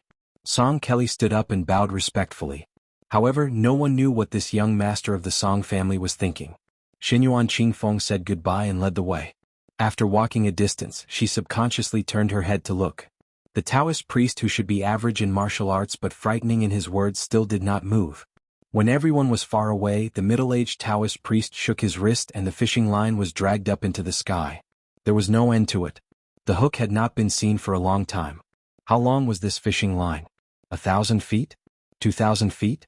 The middle-aged Taoist priest waited for the hook to come out of the water and said softly, "Fine, let's wait for another 10 years. The bamboo raft entered the Dragon King River from the Green Dragon Stream. The river was turbulent, but the bamboo raft was still stable. The old Taoist Zhao Shituan only brought his disciple out to see the scenery of the Shi River. Su Longxiang squatted on the raft and was no longer as afraid of water as before. The old Taoist priest was very pleased. Huang Man was born in the Vajra realm, which was rare in the world. Compared to the young leader of Wudong, Hong Shixiang, who was born with one more heart aperture, he was born with one less heart aperture. His disciple Huang Man was born with one less heart aperture. He did not have to worry about the heart aperture, which was said in the Taoist scripture. If you don't understand longevity for years, your heart aperture will be filled with yellow dust. Therefore the old Taoist priest taught Su Longxiang the spring and autumn dream, which was the most suitable way to teach. As long as Su Longxiang was able to support the body of Vajra and reach the best state, he would be able to achieve what the old ancestor said, 300 years of spring and autumn dream, penetrating the Kunlun with one breath. Su Longxiang had not made any progress in learning other superior Taoist mental cultivation methods in Dragon Tiger Mountain. Now, Zhao Shituan only needed to wait patiently for his disciple to reach the minor longevity realm. How could Zhao Shituan not be happy? This was even happier than when the people at the foot of the mountain grew old and had children. He had spent almost 2 years with Su Longxiang at the pleasure temple at the foot of the mountain, and they had developed feelings for each other. Now, there was no need for His Royal Highness to threaten him with a letter. If anyone dared to bully Huang Man Zhao Shituan would be the first to disagree. Was the great Celestial Master Zhao, who was ranked second in seniority in the Celestial Master Mansion, really just an old man's memorial tablet? The old Taoist heroic spirit burst forth, and he increased the strength of the raft, flying like an arrow. Suddenly, he saw his disciple standing up, stretching his neck to look in the direction of the devil-slaying platform at the peak of the mountain, and let out a deafening roar. Zhao Shituan was stunned for a moment, and then a roar came from the devil-slaying platform, like the roar of a wild giant beast. The old Taoist was stunned for a moment, and then he clapped his hands and laughed, "Good, good, good. You are indeed my disciple to be able to have a telepathic connection with the black tiger under Qi Xuanjin's mount. It's true that a mountain cannot have 2 tigers." Su Longxiang looked like he was about to jump off the raft and dash across the river. Zhao Shituan hurriedly shouted, "Disciple, don't rush, don't rush." If Su Longxiang had just come up the mountain, he would have jumped into the river without a care and fought to his heart's content with the beast. When he was young he had torn apart several tigers, leopards and bears alive. His strength was amazing, and those fierce generals who killed generals and captured flags on the battlefield were ashamed of their inferiority. However, at this time the old Taoist stopped him and the idiot actually stopped. But he was still dissatisfied and he turned his head to glare at the old Taoist. He held his breath and squatted beside the raft in a daze. The old Taoist was in a good mood as if he was drinking wine. He laughed heartily and said earnestly, "Disciple, that black tiger is not a simple beast. It was originally the king of all beasts in our Dragon Tiger Mountain. Its frame is almost twice the size of an ordinary tiger, and its whole body is pitch black. For some reason, it went to the demon-slaying platform to listen to Qi Xuanjin's lectures for many years. It is very intelligent. In terms of seniority, this guy is in the Jing generation on the mountain. Master has long been thinking about when to let you fight with it. You don't have to rush, sooner or later I will let you fight to your heart's content." Su Longxiang snorted. Probably because of the mention of the black tiger under Qi Xuanjin, Zhao Shituan's thoughts drifted away. He said softly, "Disciple, Master is telling you some secrets and I feel uncomfortable if I don't tell you. From my perspective, there are very few Taoist immortals in the current generation. If not for Wudong's Hong Shixiang and Wang Zhongluo's departure, there would be even fewer of them. To Dragon Tiger Mountain, one family has been dominant for too long. It is inevitable that the younger generation will mistakenly think that they are the best in the world, and that is not a good thing. Let me calculate, of course my brother is 1, and Danxia can also be counted as 1. Zhao Danping is too smart, and she can't wait to calculate everything which will damage her luck. Bai Yu and Xianxia are both strange. One is like Master's father, and the other is like Lu Dongxian. I believe that there will be no problem for them to become immortals in the future, but they still need time. As for the rest of the Jing generation, they are all uncertain. The few with the surname Zhao in the Taoist master's residence will not be able to take on big responsibilities in the future. In the Northern Orthodoxy, there are still 2 rogue immortals, but they are already so old who knows when they will pass away. So in the end there are only these few left. I can count them with one hand. How tragic, they are far inferior to Buddhism. God knows if Su Longxiang was listening, but Zhao Shituan did not care. He turned the raft back and looked at the continuous mountain range. Suddenly he smiled and said slowly with pride, "That is not a problem. Dragon Tiger Mountain still has a land immortal guarding the mountain." Su Longxiang tilted his head. Zhao Shituan saw that there was a listener for the first time. He stroked his beard and smiled. 60 years ago, people only knew of my father and Qi Xuanzhen, but they did not know that there are immortals above immortals. The old Taoist wanted to keep them in suspense, but when he saw his disciple lowering his head to continue catching fish, he smiled and quickly said, "However, I can't say for sure how this immortal is. I only remember that when I was young I went to the mountains to pick herbs and met a middle-aged Taoist. Later on, Qi Xuanzhen had already immortalized for more than 20 years. When I met that Taoist again, he did not seem to have aged at all. I was very curious, so I asked your ancestor. Do you know what your ancestor said?" "Your ancestor said that he met this person several times when he was young." "Disciple, think about it, how old is he?" "Wudong Song Jiming has lived for 150 years and is known as the oldest person in the world. I conservatively estimate that the Taoist in the mountain is even older. Of course, this is similar to the Taoist jade seal at the bottom of the mountain. It is not easy to verify." Su Longxiang rolled his eyes. He had learned this habit from his brother. Zhao Shituan chuckled and slowly propped up his pole. He smacked his lips and said, "When your father led the army to Mount Longhu, he was forced by the general situation. Even our ancestor could not openly block the way. Everyone in the world knows that several courier soldiers ran 6 courier horses to death before they could deliver the imperial edict to the foot of Mount Longhu. However, no one knows that the last courier soldier died of exhaustion with his horse 60 li away. It was a nameless middle-aged Taoist who took over the imperial edict. Wherever he went, the rain of arrows could not reach him, and all swords and halberds were broken. During this time, more than 20 top experts under Bailiang were unable to stop him. They did not even see the Taoist's appearance clearly. Within half an hour he arrived in front of the king of Bailiang. His Taoist robe was spotless. The old Taoist said in a daze, "Isn't this the immortal of earth? I wonder if we can meet again in this life." Chapter 274. About to be published, the next VIP chapter will be uploaded at midnight. Once the Bailiang heir left, Yangchun City finally regained its peace and happiness.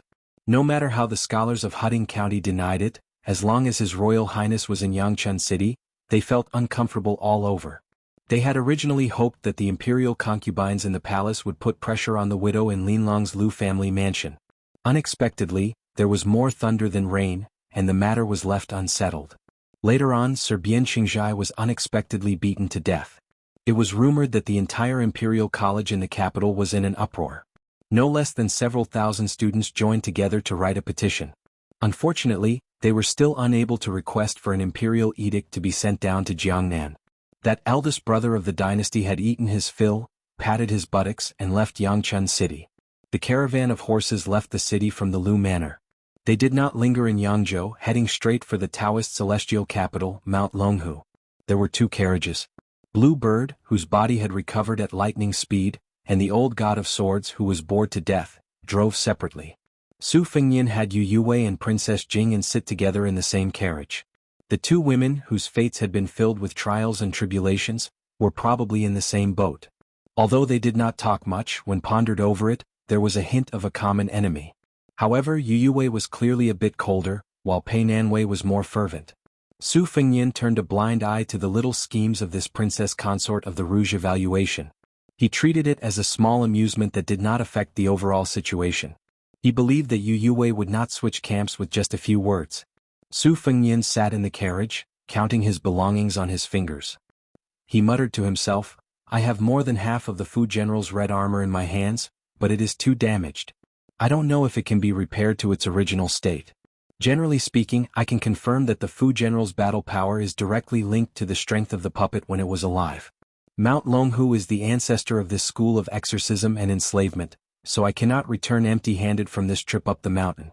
From the Purple Forbidden Villa's whale-slaying sword, he took the most murderous move, Stacking Thunder. From the Green Water Pavilion Sword Practice Manual, from Ant Zhao Sword Manual, he secretly learned the old god of swords, One Sword Immortal Kneeling. During this period of time he flipped through the Book of Arms, and learned from Qing Niao that reversed the meridians of the armor removal.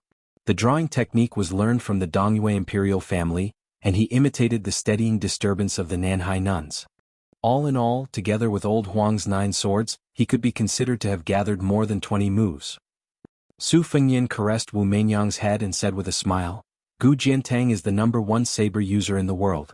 I wonder how many sabers he can block in a real fight. Yue had expected this. She said lightly, I don't know. Su Fengyan did not expect to get an answer from Yue. No matter how brilliant her sword dance was, it was not the way of the sword to kill. He flicked the white cat's head with his finger and said to himself, Chao Changqing inadvertently said that old man Li, other than the 2-sleeved green snake, also has an even more domineering sword to open the gate of heaven. It seems very arrogant, but why have I never heard of it before? There are no rumors of it in the Jianghu either. The old god of swords 2-sleeved green snake sword technique focuses on the sword will. Each time it is complicated and simple.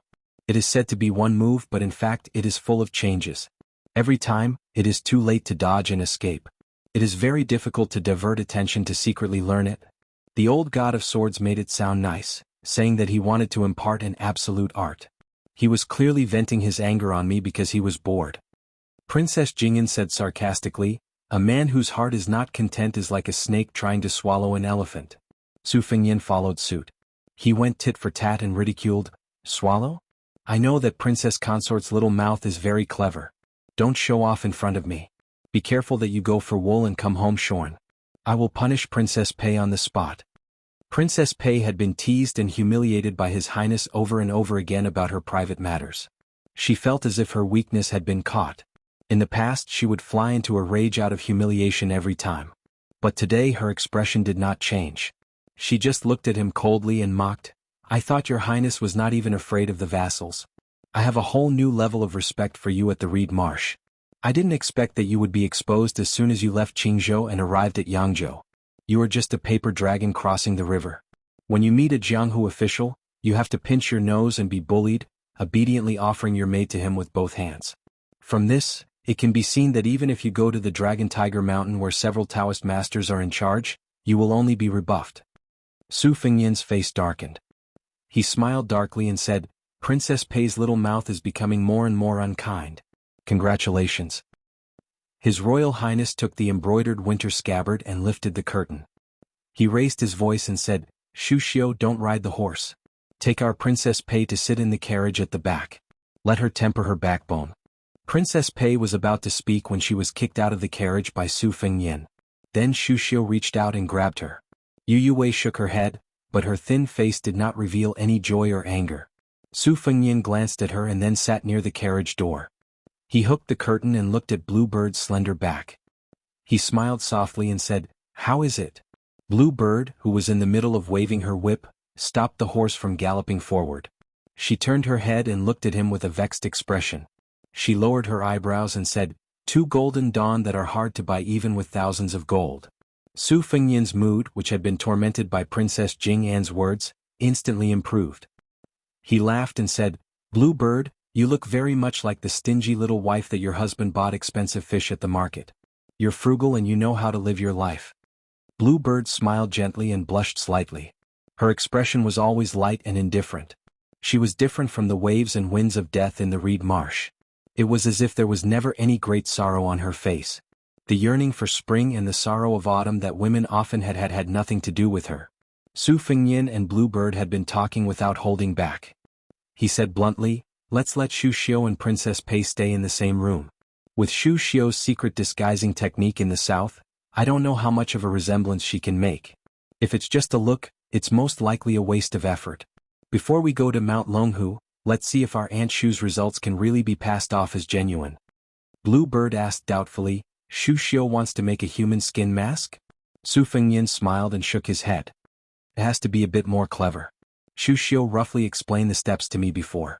It's very complicated. It's the same as the Taoist method of alchemy. It's the most brilliant method of both internal and external cultivation. If she wants to succeed, Shu Xiao will have to suffer a lot. However, only through suffering can one rise above others. This saying is most appropriate for Shu Xiao. If she succeeds by luck, she will become one of the few official consorts in the dynasty. With Shu Xiao's personality, she will fight for this kind of opportunity even if it means her life. Bluebird asked softly and carefully, King of Jing'an is an old fox. He's the most treacherous and ruthless person in the world. How could he not recognize it? Su Fengnian nodded and said, the lecherous heir Zhao Sun might not be able to see through it, but his old man Zhao Heng would definitely be able to see through it with just a few glances. Thus, I had to first write a letter to test the waters and simply reveal the truth. If the Prince of Jing'an's estate is willing to accept the fake princess consort and put her up as a memorial archway to ensure that they won't lose face, then everyone will be happy. If they aren't willing, then it's also within reason. I'll just treat it as having Shu Xian discipline princess consort pay, then I won't lose anything. Putting aside the fact that I took the risk of keeping the good-looking but useless princess consort Jing'an, this woman still doesn't know what's good for her and comes to poke at me every few days. Bluebird still couldn't believe that the Jing'an palace would accept such an absurd arrangement. Would they allow a fake consort to take over the turtledove's nest? King of Jing and Zhao Heng had always been scolded by His Royal Highness as a narrow-minded and jealous woman. Could he endure it? Su Fengnian could see the incredulity on Bluebird's face. He smiled and said, just treat it as a gamble. Su Fengnian heard the cry of the green and white Luan and lifted the curtain of the carriage. The handsome spirit bird instantly pierced inside. His Royal Highness held up his arm to stop the bird. His right hand took out a section of a jade tube and took out the secret letter. After reading it, he handed it over to Yu Wei. The latter read it carefully. She raised her head and said, the Imperial Court wants to change the system of prefectures and counties to the system of roads. The world will be divided into 16 roads. Su Fengnian smiled and asked, tell me what you think. Yu Wei thought for a moment and then said softly, after the 8 kingdoms were pacified, the territory of the dynasty expanded several times. Now there are more than 1,800 prefectures and counties. The large prefectures that were originally set up to accommodate the old 8 kingdoms could easily become vassal towns. It is indeed difficult for the central government of the empire to control them. From the letter, it seems that everything will be messed up. There will be a new system of 16 roads and 76 prefectures. The large prefectures will be split into several smaller prefectures, and the large prefectures will all be raised to prefectures. The changes to the foundation of the 1,800 counties will be relatively small. Su Fengnian said calmly, I heard from Su Xiao that Grand Secretary Zhang Julu has been waiting for this day for almost 20 years. Yu Wei frowned and said, but the prefectures and counties will become level 4. Isn't the empire afraid that the decree will be blocked? If it is to reduce the vassal states, isn't the price a bit too high? Su Fengnian shook his head and said, it's not that simple. Except for the 7 vassal states including Su Xiao, the rest of the prefectures and supervisors will be changed every 4 or 6 years. However, the decree has not been issued yet. After about 3 or 4 years, when the situation is more or less stable, it will be Zhang Julu's turn. Su Fengnian pointed at the secret letter and sneered, don't forget that in addition to the road system, the imperial court has also taken action against both Buddhism and Taoism. In the past, the management of Buddhism was not strict and only set up the Chongshen Bureau in the Honglu Temple of the Ministry of Rites to manage the monks and appoint the 3 principals. In the future there will be the position of head monk. It is just that I don't know which monk has the qualifications to be the first head of the world's monks. I guess Yang Taisui may not be willing to show up. As for Taoism, the imperial court has a longer reach. All the disciples of Taoism will be tested and divided into 11 levels. Except for the Taoist mansion, which is the only exception, all the Taoists in the world will be promoted under this framework. Thinking back to the warrior selection system that took the lead not long ago, do you think that the 3 sects of Confucianism, Buddhism, and Taoism will all be under the control of the imperial court? Yu Wei murmured, Heaven's net has a long grind but it does not escape. Chapter 275. Susan was a postman. He was the 3rd in his family, so he was called Susan. Old Man Lu, who was born 10 years later, did not have the good fortune to participate in the Great War of the Spring and Autumn period.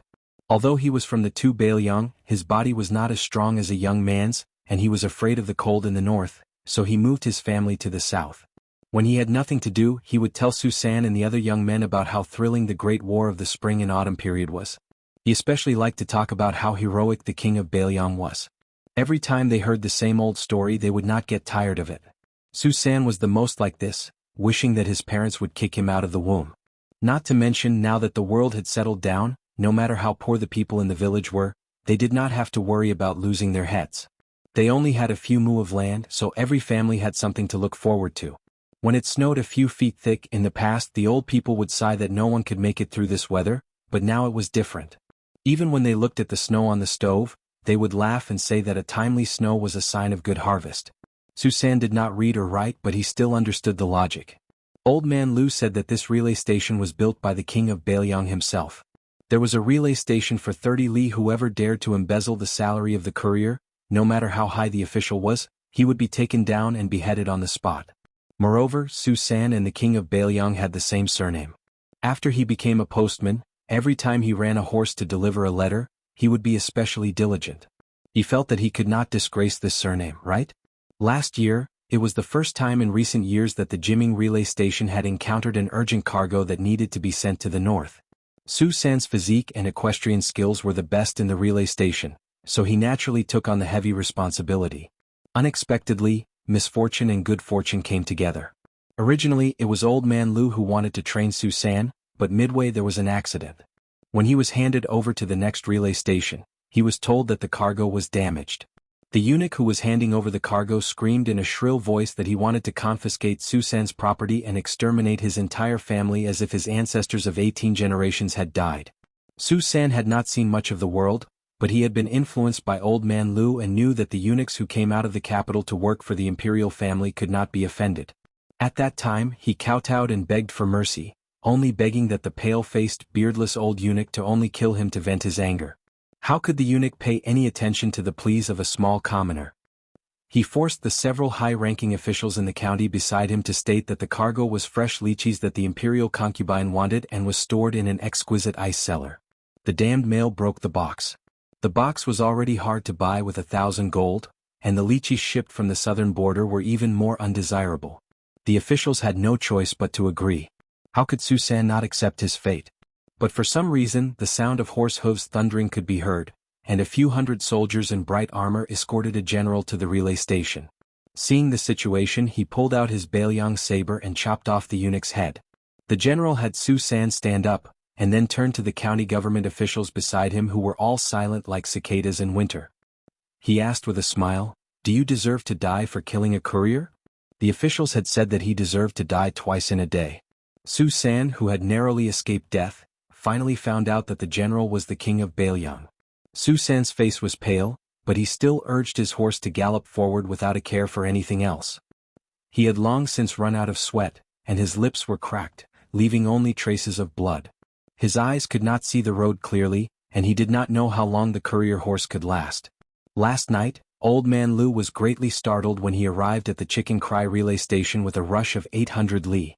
It should be known that the robust courier who delivered the documents from the palace had only just arrived at the relay station when he said, "By imperial decree, deliver it to Mount Longhu for the Great Pillar State," before he died of exhaustion and fell off his horse.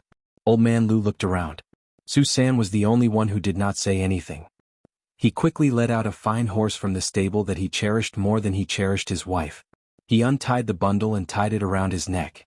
The king of Beiliang had built close to 2,000 relay stations, and he once said that the courier should go all out and lead the way. Su San was crude and could not speak of great principles, but he knew what it meant to lead the way. At this moment, Su San was on his last breath and he was close to dying. He kept telling himself that he was just 20 miles away and he could not die. If he delayed the king of Beiliang's important matters, he would feel guilty for saving his life. How would he have the face to stand in the world? In his blurry vision, a person floated over on the road. The front legs of the horse Su San was on went soft, and it died on the spot, throwing Su San out. Su San rolled down the official road. He could not see the person's face clearly, but he could vaguely see the person's Taoist robe. He clutched the bag tightly and said with all his strength, "Jianghu Relay Station Su Bin, 800 miles urgent, please send it to Mount Longhu." The Taoist squatted down and nodded. Su San turned his head with difficulty to look at his beloved horse that had died on the spot, and then looked in the direction of Mount Longhu. His breathing was cut off and he died with his eyes wide open. The middle-aged Taoist sighed softly and closed the young courier's eyes. He took off the bag and opened it, revealing a bright yellow imperial edict. He held the edict in his right hand and his right hand was behind his back. With a tap of his toes, his body was like a rainbow piercing through the sun, and no one could see his true appearance. The middle-aged Taoist drove straight in until he reached the flag with the character, Su. He threw out the imperial edict and turned to float away. The two waves of arrows in the air froze, not falling forward. They only fell to the ground after the Taoist figure had disappeared. That year, at the critical moment, the yellow Taoist priest on the mountain and the Bailiang cavalry at the foot of the mountain were finally able to coexist peacefully because of this imperial edict. Tonight, the primordial spirit of the middle-aged Taoist priest whose Taoist name was not seen on Mount Longhu had left his body and arrived at Mount Quanglu. Seeing that His Highness had put away the dagger talisman, hung it casually on his waist and pulled out 2 knives, the middle-aged Taoist priest standing on the dragon's head said in an old-fashioned manner, "I have met Su Xiao once at the foot of the mountain." Su Fengnian remembered a dusty past he had accidentally learned from Chu Lushan.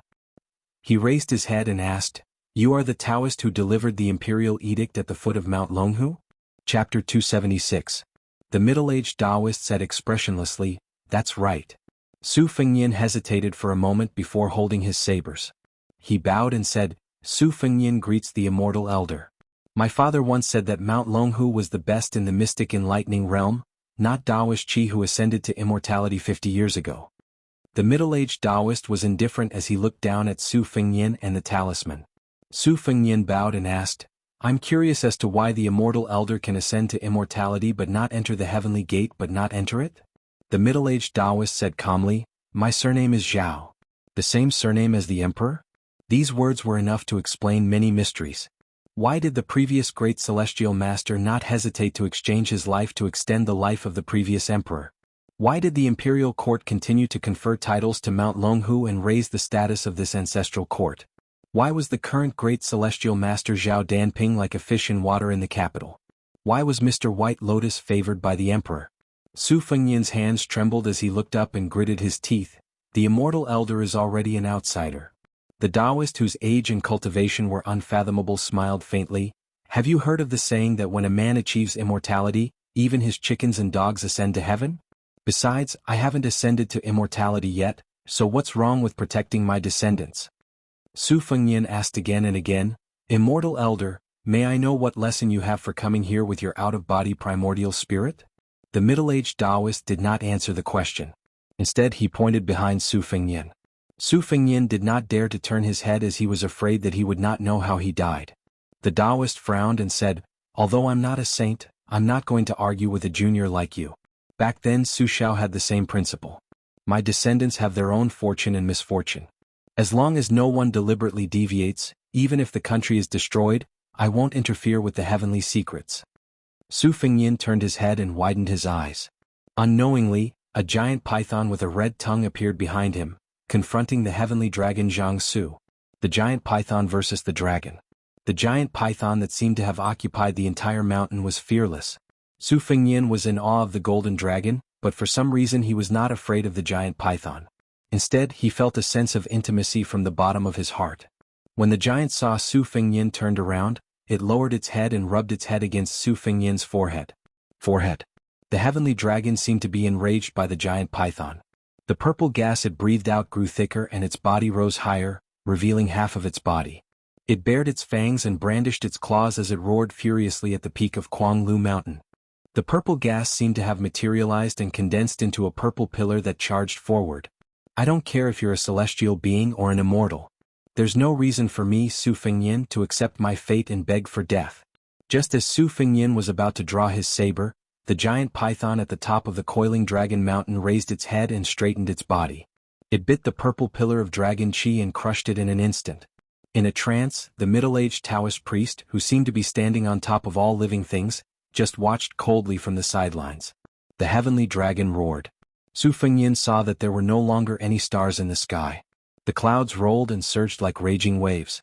They gathered above the heavenly dragon's head, layer upon layer, becoming increasingly dense. Fengnian. Su Fengnian was still terrified by the invincible might of the golden sky dragon when he heard a familiar voice. He turned his head abruptly and saw that person. At this critical moment of life and death, he was oblivious to everything in the world and was only crying. A white-robed woman's sleeves fluttered in the wind. She had once taken her sword out of the sword tomb. She had once played the fish dragon drum in white clothes. She had once punished him by holding a book against the wall.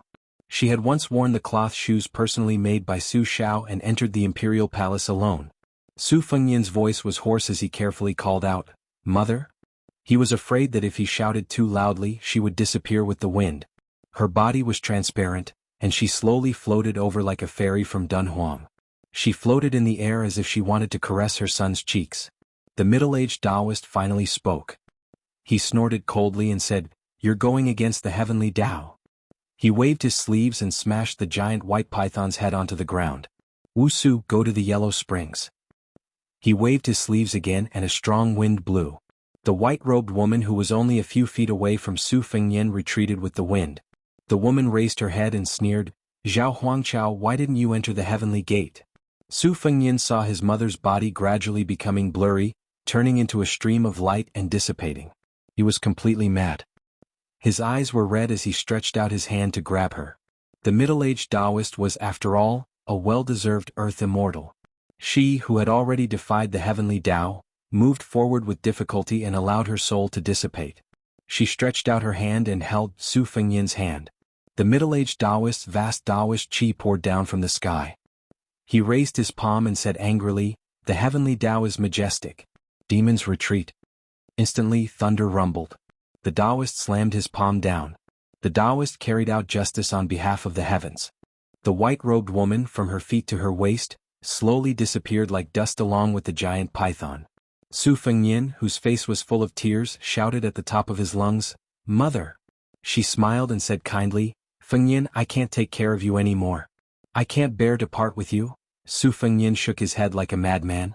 In that instant, 20 years of his life flashed through his mind, disappearing in an instant. Until Li Chungang said that he had a sword to open the heavenly gate. Su Fengnian only felt that his acupuncture points were exploding, his meridians were exploding, his flesh was exploding, and his soul was exploding. Everything exploded. Even if I die today, what's there to be afraid of? My mother is dead. You damn Taoist even dispersed my mother's soul. Why can't I kill you? He turned to face the golden dragon and the middle-aged Taoist and roared, "F***CK the heavenly Tao. I have a blade that can slay the dragon." Su Fengnian didn't have a blade in his hand. As soon as he said that, the giant python and fireflies gathered, and a snow-white divine weapon appeared in Su Fengnian's hand. "I have a blade that can kill immortals." The blade cut through the air. The color of heaven and earth changed.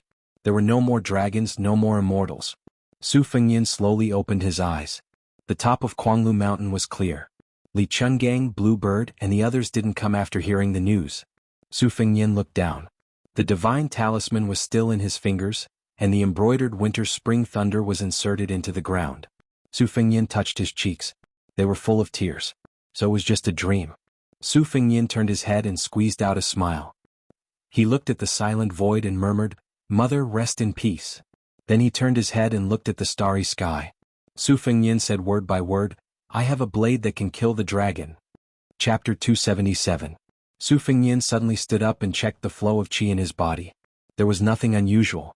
The fourth floor was only the fourth floor. Just as he was about to pull out the embroidered winter-spring thunder and return it to its scabbard, he focused his mind and subconsciously leaned back until he was parallel to the ground. The tip of his foot kicked the scabbard of the spring thunder. The scabbard collided with the blade and broke through the ground. A dagger dipped in poison brushed past the tip of his nose. Su Fengnian held the spring thunder with his left hand and slammed his right palm on the ground. His body floated back 20 feet.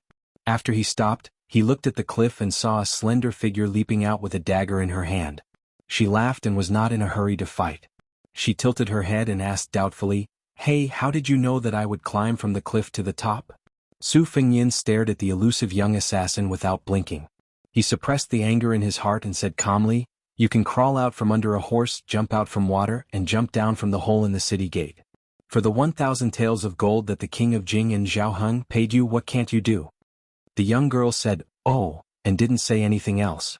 She looked at Su Fengnian, who was holding the dagger in his left hand with an expression that said, "I knew you were left-handed."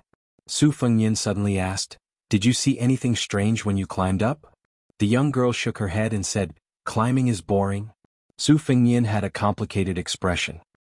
He looked at the white sky and said helplessly, "Ha, young lady, you stabbed the dagger in both hands into the stone wall and climbed for an entire night?" After the young girl who was supposed to be in the prime of her youth assassinated Wang Mingyin with her dagger hand, it had caused a huge uproar in the Jianghu. The target of the assassination was the 11th in the world who had been famous for 20 years. This news was even more shocking than a certain beauty and a certain young master. In the Jianghu, the most powerful aphrodisiacs were always secret manuals, women, and fame. There was an endless stream of people chasing after them, especially the latter.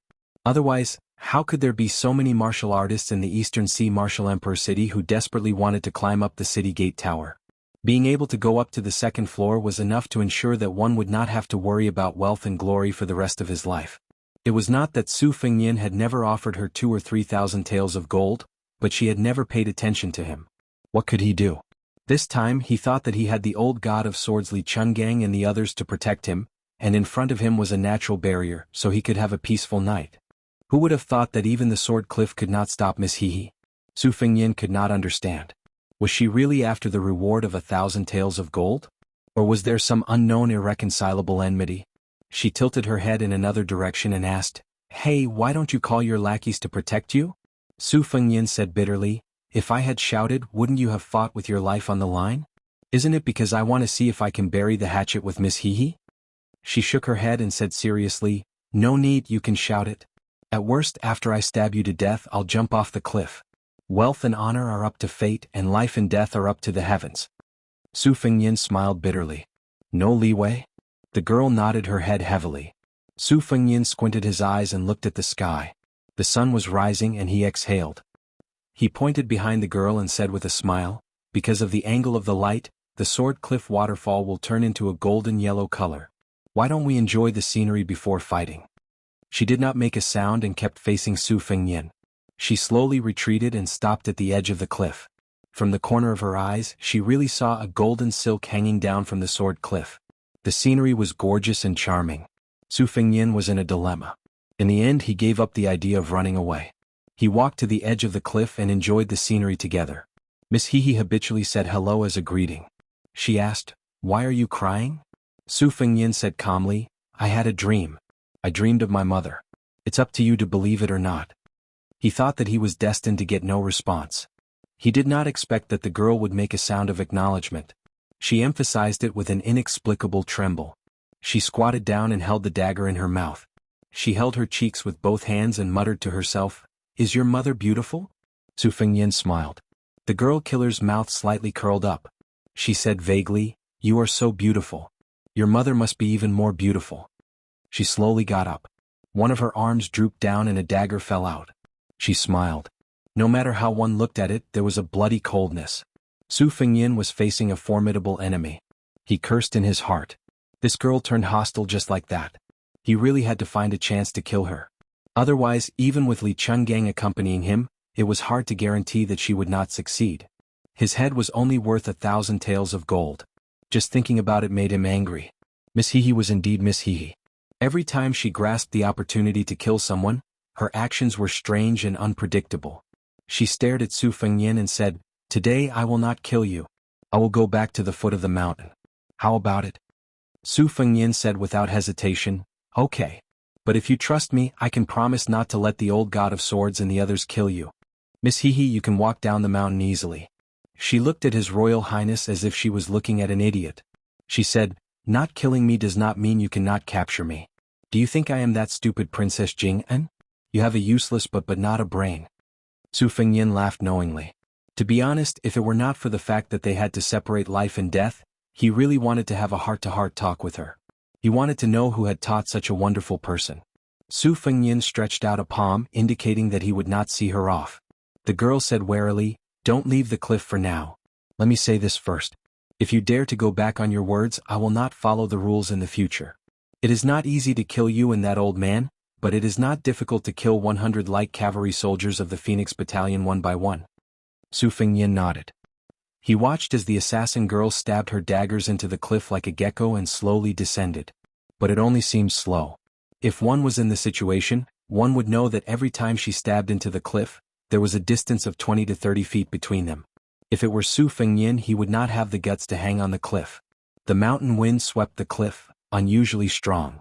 Her body swayed as she descended. Even Su Fengnian, who was watching from the side, was worried for her. It was very strange. Su Fengnian did not have the slightest hope that she would fall to her death because of this. He did not know whether to laugh or cry. With her following him like a shadow, His Royal Highness did not dare to breathe for a moment on the path of martial arts cultivation. The sun rose from the east, leaping out of the sea of clouds. Su Fengnian did not know how long he had been standing there until Old Man Li slowly walked over to watch the sunrise. Su Fengnian turned around and smiled. I have some understanding of Senior's sword opening the gate of heaven. Li Chuangong's face was full of disbelief. He said in surprise, "Oh?" Su Fengnian turned around and looked at the sea of clouds. He squinted his phoenix eyes, which could make a woman's heart flutter. He said with an intoxicating smile, one sword after another, stacking the swords. No matter what sword move or sword technique it is, the sword intent will be endless. If one is determined not to kill with one sword, one will not use this sword. I bet my life's cultivation on this sword. If I were to learn the saber, I would do the same. I would strive to have the courage to kill the heavenly dragon with one move. Old Man Li did not change his expression. He said in a low voice, "That's reasonable. But with your current realm, aren't you courting death by using the saber like this?" Su Fengnian shook his head. "Of course not now. Wait until I reach the Vajra realm." Li Chungang sneered arrogantly. "It's not that this old man is looking down on you, kid. As long as you are His Royal Highness, you won't be able to master this move. Without this old man as your protective talisman, won't Su Xiao find other experts to be your death exemption golden medallion? If you have nothing to fear, how can you achieve the realm in the midst of danger?" Su Fengnian said calmly, "As long as I reach the Vajra realm and return to Bailiang, I'll immediately enter Beimeng alone." Li Chungang snorted coldly. "At least you have some ambition. You didn't waste this old man's 200 green hands snake." Su Fengnian dismissed it with a smile. The old god of swords suddenly asked, "You almost went mad after meditating last night. What happened?" Su Fengnian shook his head gently and said indifferently, "I'm fine." The old man wrapped himself in a sheepskin coat, curled his lips and stopped asking. Yu Yuwei and Pei Nanwei had also woken up to look at the scenery. Blue Bird followed behind them. He had to admit that Princess Jing'en, who had been slandered by Miss Hehe as having no brains, was indeed worthy of the praise of outshining the moon and putting the flowers to shame. When a woman was so beautiful, it seemed that it didn't matter whether she had brains or not. Moreover, how could there be so many beautiful women with such great intelligence in this world?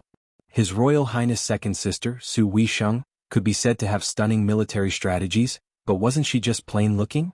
With Su Fengnian's 100 copper coins as a judge of beauty, among all the beauties he had seen in his life, Pei Nanwei was undoubtedly the number one. She should be at the standard of 94 to 95 copper coins. After she fell from grace, she wore a wooden hairpin and a narrow-sleeved cloth skirt, which was difficult to hide her charm. During this period of time, if she needed to appear in public, His Royal Highness would ask her to wear a soft guanine hood, with a light muslin draped over her shoulders. When conservative women went out, most of them would wear this kind of hood. Young ladies who were yet to be betrothed would generally wear a headband with a bright color. Their faces could be seen 70 to 80% clearly, so it didn't matter whether they wore it or not. Yue didn't need to be so cautious and reserved. She wore a well-styled brocade with large sleeves, exquisite embroidery, and a pair of brocade boots full of the style of the western regions. In terms of appearance, she naturally lost 2 or 3 copper coins to Pei Nanwei, whose skin was publicly recognized as whiter than snow. However, Yuyoi's bosom was as small as the mountains. As long as one had the hobby of playing with the peeled lychee meat on their chest, no one would not submit under her skirt. On this trip out of Bailiang, intentionally or unintentionally, he discussed some court politics with Yu Yue. Perhaps it was because she was born in a family of officials and had been influenced by what she saw and heard since she was young, but she was always able to reveal a rather extraordinary view.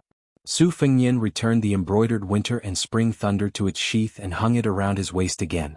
He walked straight back to the Phoenix Battalion's camp. Yu Yue and Pei Nanwei stood together, looking at the gorgeous sky with blurred eyes.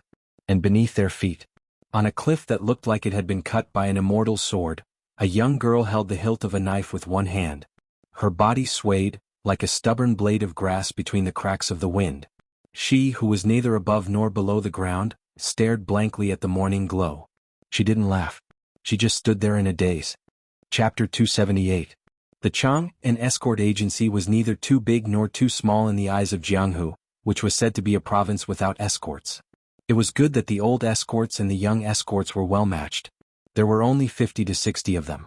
However, most of the old escorts were heroes and retired soldiers, so their combat power was not weak.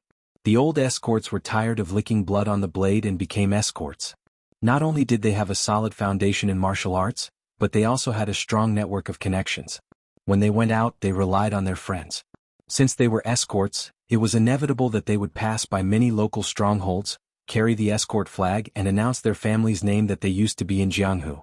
Perhaps they used to snatch a maiden together. Therefore most of them were willing to give them some face. As for the old escorts who had been on the battlefield, they might not be as clean and straightforward as Jianghu boorish men when it came to fighting, but if they were in formation, they would be able to intimidate their opponents even more. The young escorts of Chang and escort agency, under the guidance of the old escorts, were not inferior to the disciples of the top few escort agencies. The only thing they lacked was that they did not have a top-notch secret manual to support them. This was the most helpless thing. The size of the escort agency depended on how many living escort flags were raised in the agency. The only ones that the Chang and escort agency could bring out were the head escort, Shi Qingfeng, and the martial arts instructor, Yu Hanliang, who was in charge of the escort this time. They did not have a single guest. Han Xiangma was an orphan. At that time, near the end of the Great War of the Spring and Autumn period, the infant Han Xiangma was thrown into the snow by his heartless parents and was picked up by instructor Yu, who happened to be passing by. He grew up in the Chang and escort agency. Han Xiangma was narrow-minded and active, and was willing to endure hardships when he practiced martial arts.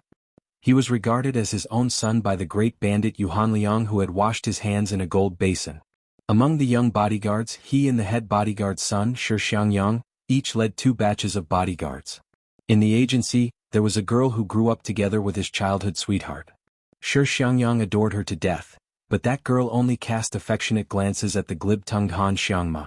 Han Xiangma did not have any feelings for her, and this made Shi Xiangyang increasingly see her as a thorn in his side. In fact, when they were young, the two of them often peed together in the mud. The name of Chang, an escort agency, was derived from the meaning of long life and safety. It had been established for more than 30 years and had never once lost an escort. Therefore, it had finally gained a foothold in the Jian province, where there were as many escort agencies as there were hairs on a cow. According to the usual rules, when an escort agency carried out an escort mission, the ratio would be determined by the value of the goods. However, Han Xiangma felt that this escort mission was a little strange. He was the only one in the escort agency, and the rest were the most experienced old escorts in the agency. Father Yu was personally leading the team. Before they left the Jian province, the name of Chang, an escort agency, was still somewhat useful. However, after leaving the Jian province for more than 10 days, it had obviously become a little tricky. Father Yu was an old drunkard, but he would occasionally rest in the cooked shops and have a few cups of wine after the shop was closed to satisfy his cravings. However, this time he didn't even bring a wine pot. Han Xiangma rode the horse and guarded the escort box with his saber. The box wasn't big. According to Father Yu's private disclosure, when the chief escort received the escort that day, he said that it was a piece of family heirloom jade. There was an expert in the escort agency who specially appraised it and said with trembling hands and feet that the jade was worth at least half of the Chang, an escort agency. Han Xiangma glanced at the escort box and then turned his head to look at the heavily veiled carriage. It was 2 local Jian province girls dressed as men. Although they were wearing heavy veiled hats that covered their faces, Han Xiangma, who had accompanied his father to visit his aunts and sisters in the brothel when he was 8 or 9 years old, had sharp eyes. He could tell the truth just by glancing at them when they got off the carriage in the middle of the night. Han Xiangma, who had been making a living in the brothel since he was a child, was convinced that these 2 girls were absolutely beautiful. When they brushed past each other, they smelled good. When Han Xiangma was not on night duty, he would occasionally lie on his bed and toss and turn. He thought that it would be worth it if he could get a good look at them during this escort mission. Instructor Yu Hanliang carried an oxhorn bow on his back and a large saber on his waist. He rode his horse around the escort team. When he saw Han Xiangma smiling foolishly, he kicked him and scolded him. Han Xiangma patted his butt and said with a smile, "Dad, when are you going to pass me your bow? My hands are itching." Yu Hanliang's father was an illiterate boorish man. The name of his adopted son, Han Xiangma, was given to him by a gentleman in the escort agency. He had spent a few jeans of wine. Although he had raised him as his own son, he naturally hoped that his son would become a dragon. However, Yu Hanliang did not understand at all how to become a dragon. In any case, if he committed a crime, he would be whipped. If he felt that this brat had grown up, he would take out some money and let him have fun with his friends. Whether it was drinking or visiting brothels, they were all grown men. Why would he pretend to be a scholar? That brat from the Shi family was not pleasing to the eye. He was obviously a martial artist. Yet he spent all his time reciting poems, writing couplets, and dancing in calligraphy. Did he King recite poems for a deaf person? He deserved to be disliked by Laszlo. The older generation, no matter how vicious and merciless they were when they were young, wasn't their greatest joy now that they were older, comparing their descendants to see who was more promising? Yuhan Liang felt that Han Xiangma was not bad. After a few more years of polishing, he would become a man. He would not have to worry about not being able to find a wife. Yuhan Liang was in a good mood. He pointed at the saber on Han Xiangma's waist and scolded him jokingly, "Don't be unsatisfied. Including the 2 from the head escort, there are only 6 Qilin sabers in total." Yuhan Liang's father stroked the oxhorn bow on his back affectionately, as if he was caressing the smooth skin of his lover. Seeing Han Xiangma's nauseating and disgusting expression, he glared and said, "The earliest I can pass it to you is when I'm in my coffin. If you didn't make a good trip this time, I'll take this bow with me into my coffin. Pass it to you, my ass." Han Xiangma tightened the reins so that the 2 horses could run side by side. He hooked his arm around Yuhan Liang's shoulder and said with a flattering expression, "Dad, you're treating me like an outsider. I work like an ox and a horse to save money for you when you're old and when you die. How can I roam Jianghu without some money? It's not like you don't know that I'm one of the best in the escort agency. Even the head escort doesn't dare to compete with me in archery. A good horse deserves a good saddle. Dad, if you disgrace this treasured bow, you'll be punished by the heavens."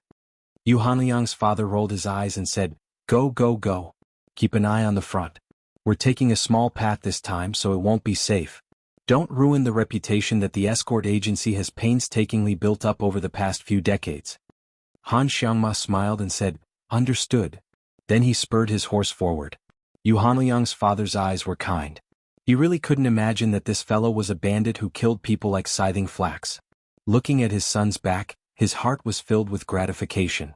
This kid was allowed to wear the Qilin saber not because Han Xiangma was his adopted son, but because he relied on his own ability to earn a living in the escort agency. Every weapon in the escort agency had to be reported in detail to the authorities. Every addition or loss of a weapon had to be recorded. The Chang and escort agency only had 6 Qilin sabers.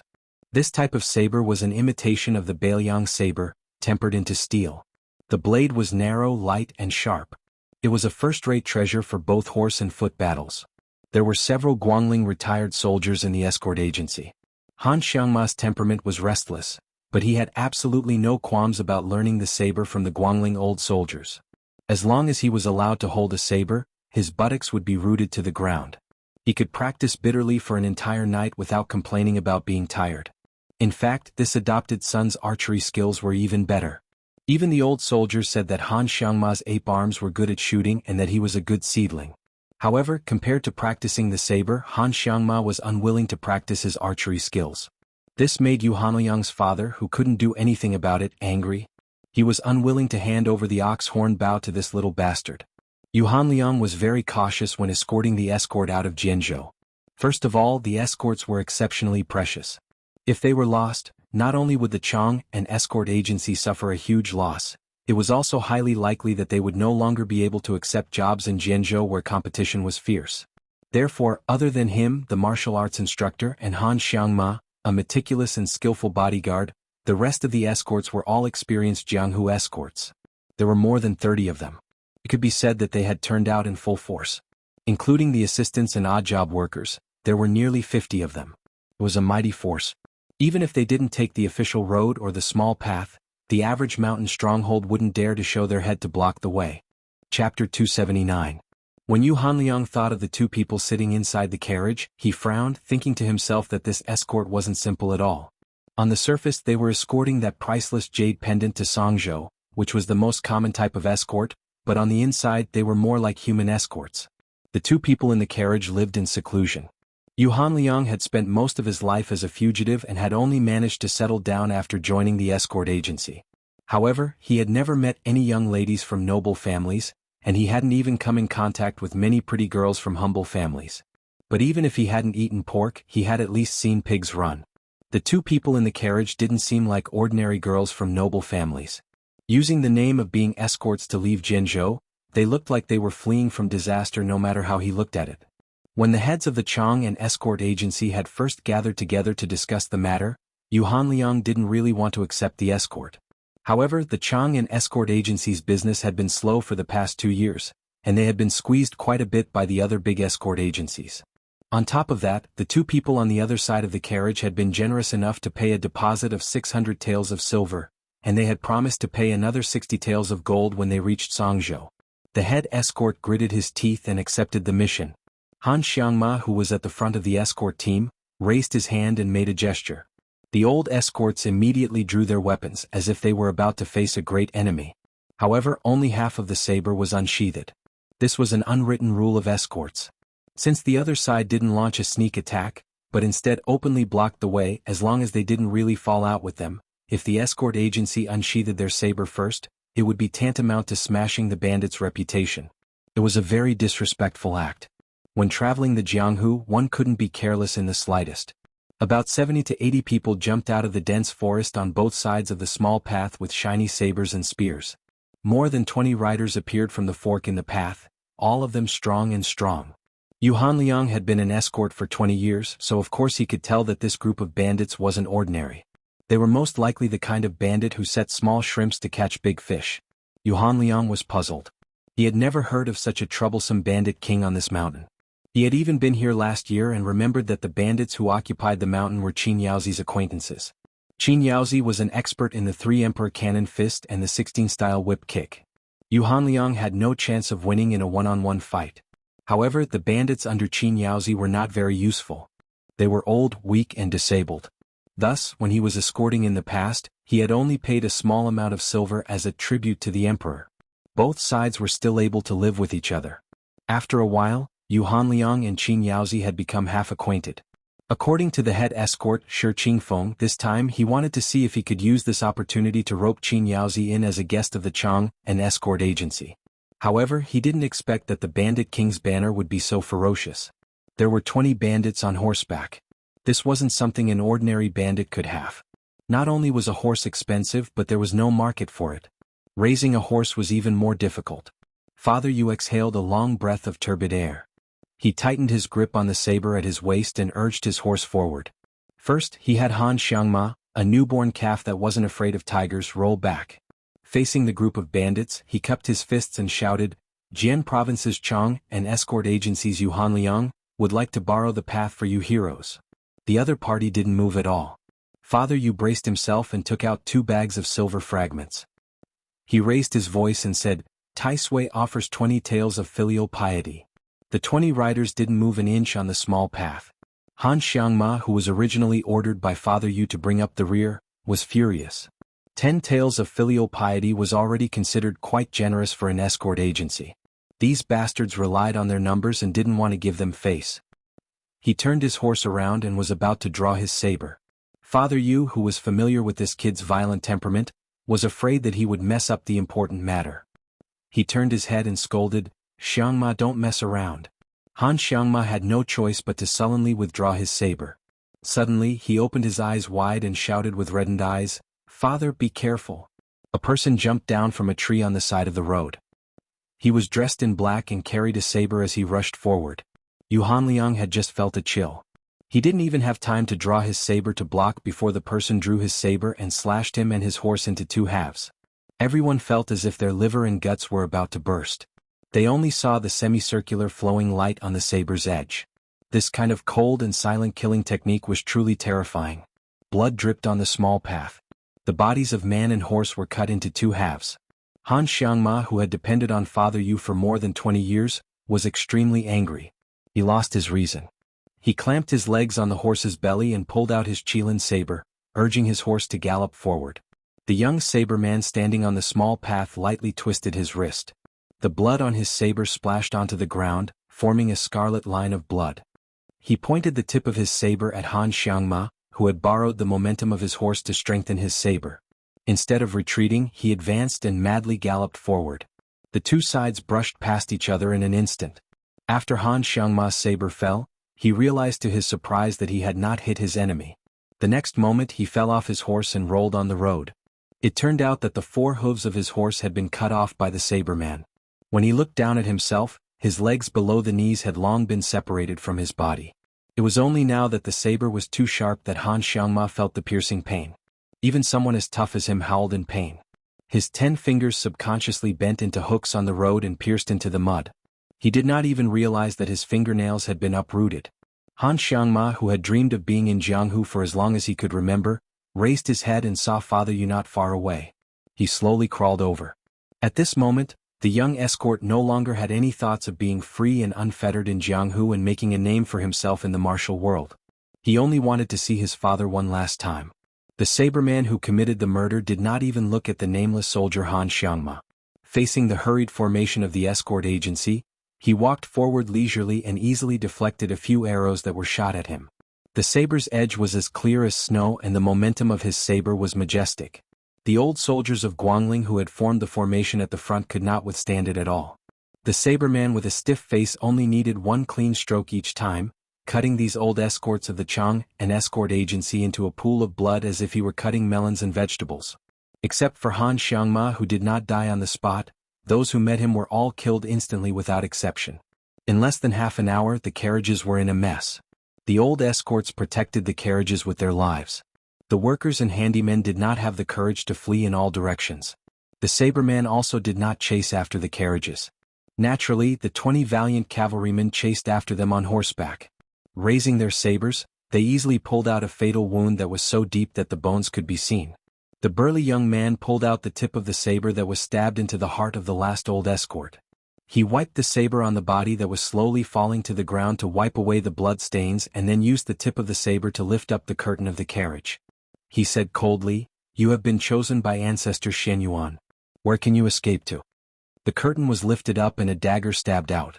The young saberman pinched the dagger with 2 fingers and casually broke it. He threw it on the road and then reached out to grab her slender white neck. He first dragged her out of the carriage and then hung her in the air.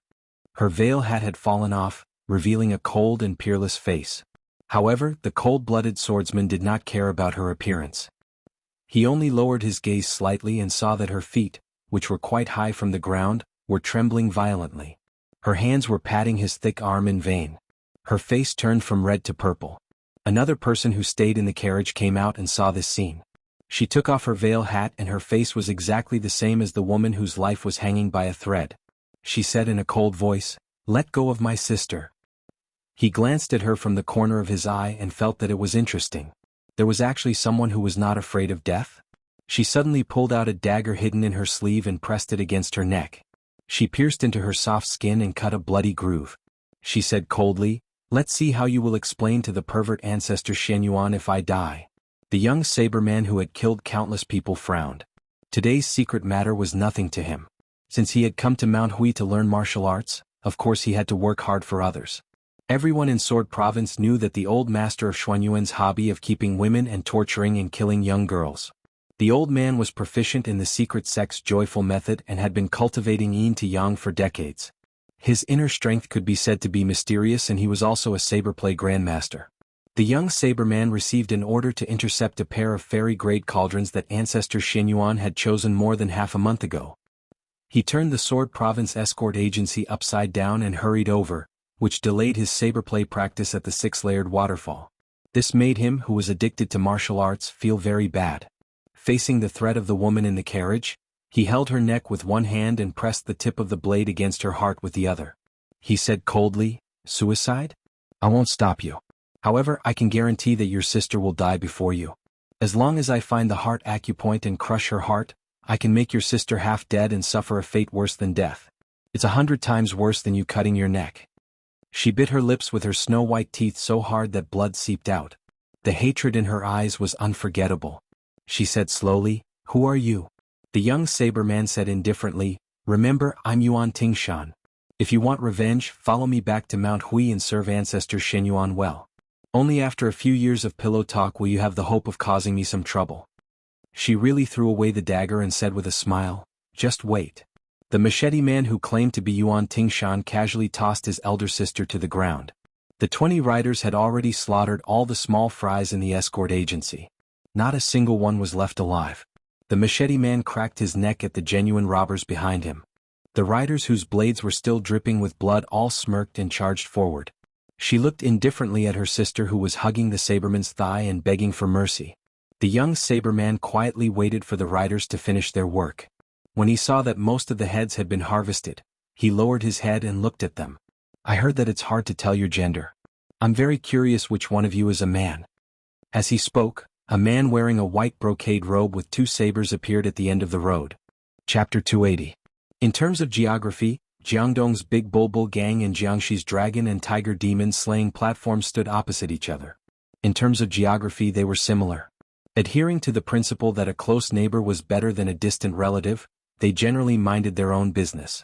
They were like 2 old women who treated each other with respect.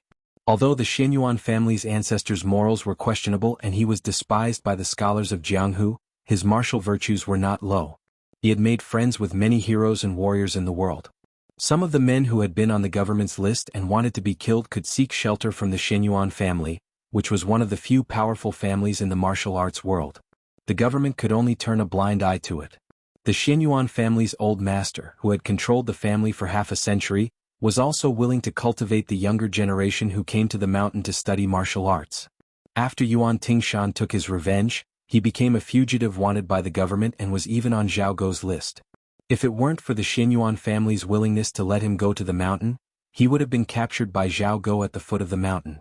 To the cold-hearted Yuan Tingshan, this life-saving favor aside, if he wanted to have some achievements in saber art and break through the bottleneck, he had to be willing to do some shady business for the Xianyuan family. When a steward of the Bulbul Gang found Yuan Tingshan at the foot of the 6-fold waterfall, this sabersman was using his back to withstand the water column falling from the cliff of 1,000 feet to temper his muscles and bones. Among the 6-fold waterfall of Mount Hui, this one fell the most rapidly and was known as the dragon spitting water. In the past 30 years, no young generation of the Xianyuan family had trained their physique to such an extreme degree. As soon as Yuan Tingshan heard the gist of the situation, he led 20 light cavalry down the mountain to intercept 2 young playthings who were trying to escape from a small house. He really did not have the energy to do so, but since he was living under someone else's roof, he had no choice but to help them eliminate the disaster. As long as Yuan Tingshan agreed to do it, he would do his best. After finding out the route of the escort agency, he first chopped off the legs of Qin Yaozi, who was good at beating and kicking, and then gathered a group of useless bandits. It was not that he wanted to borrow their strength, but he wanted to create a smokescreen for the government that the bandits and the escort agency had perished together. It was said that the pair of beauties were very famous in Jianghu. When they were only 12 or 13 years old, their beauty had already spread far and wide. Ancestor Xianyuan had taken a liking to them and regarded them as his exclusive playthings. He had already half-publicized it in River East. He was just waiting for the right time to invite them up the mountain to enjoy themselves. He never thought that the pair of beauties, who were praised as, one of them is already beautiful enough to topple a city, while the other is even more beautiful enough to topple a country, would actually run away. Yuan Tingshan, who was slow to realize many things, glanced at the 2 people who had almost the same face and body, then pointed at the one standing on the coach with the tip of his blade, laughed out loud and said, "Your skin is even better than a woman's. No wonder Patriarch Xianyuan cares more about you. I wonder how many days you can be played with by my sister with your soft and tender skin. Remember, my name is Yuan Tingshan. Before I master my blade skills, don't die. Otherwise it won't be fun anymore." Yuan Tingshan had already seen the famous uninvited guest sitting high on the horse, looking at him from afar. The corner of Yuan Tingshan's mouth curled up, and a murderous intent surged. He was born poor, and after he started practicing martial arts, he never hid his hatred for the rich and powerful. When he first entered Jianghu, he slaughtered a whole boat of rich and powerful people on the river. Yuan Tingshan made a beheading gesture to the valiant light horse that Xianyuan had painstakingly trained. He gently tapped his shoulder with the back of his blade and walked towards the black bodyguard who was still crawling on the ground. He did not forget to turn his head and say with a smile, "I kindly remind you. I heard on Mount Hui that Ancestor Xianyuan has strange hobbies. When the time comes when the old man asks you to have sex with your sister, what will you do?" The sister with the shocking purple mark on her neck was paralyzed on the ground. When she heard Yuan Tingshan's words, her delicate body trembled and her face turned pale. The blood at the corner of the bodyguard's mouth became thicker. Yuan Tingshan made a suggestive gesture of straightening his back and laughed as he walked towards the young bodyguard who was struggling at death's door, leaving behind the androgynous pair of brother and sister. The sister who was sitting on the ground raised her head in fear and looked at her brother who had been very opinionated since he was young. The latter just happened to be looking at her coldly from above. She shivered to the bone. Yuan Tingshan did not care about being hated by the siblings at all. With their looks, if they could really curry favor with ancestor Xianyuan, it would not be difficult for them to be favored at Bulgang for a few years. However, by that time, Xianyuan Qingfeng would already be his woman. A pair of weak pets who could not even control their fates could not cause any trouble. Han Xiangma, who had lost both of his legs, was still crawling in a pool of blood with difficulty. He was only surviving because of his stubbornness. Yuan Tingshan stood between Han Xiangma and the old bodyguard's corpse. He stabbed his saber into the ground and bent down with a smile. "Try a little harder. You will see your father's head soon." When Han Xiangma's head, which was still moving forward with its broken body, reached the edge of the saber, Yuan Tingshan sneered and slowly cut a gully in the road. He then gently cut off the head. After pulling out the saber, he kicked the head with the tip of his foot. Blood splashed out of the head and the head rolled to the old bodyguard's corpse. "Jianghu men die in Jianghu. It is a worthy death." Yuan Tingshan murmured, "I am a good person." This scene made the siblings feel nauseous, especially the sister who was so terrified that she fainted on the spot.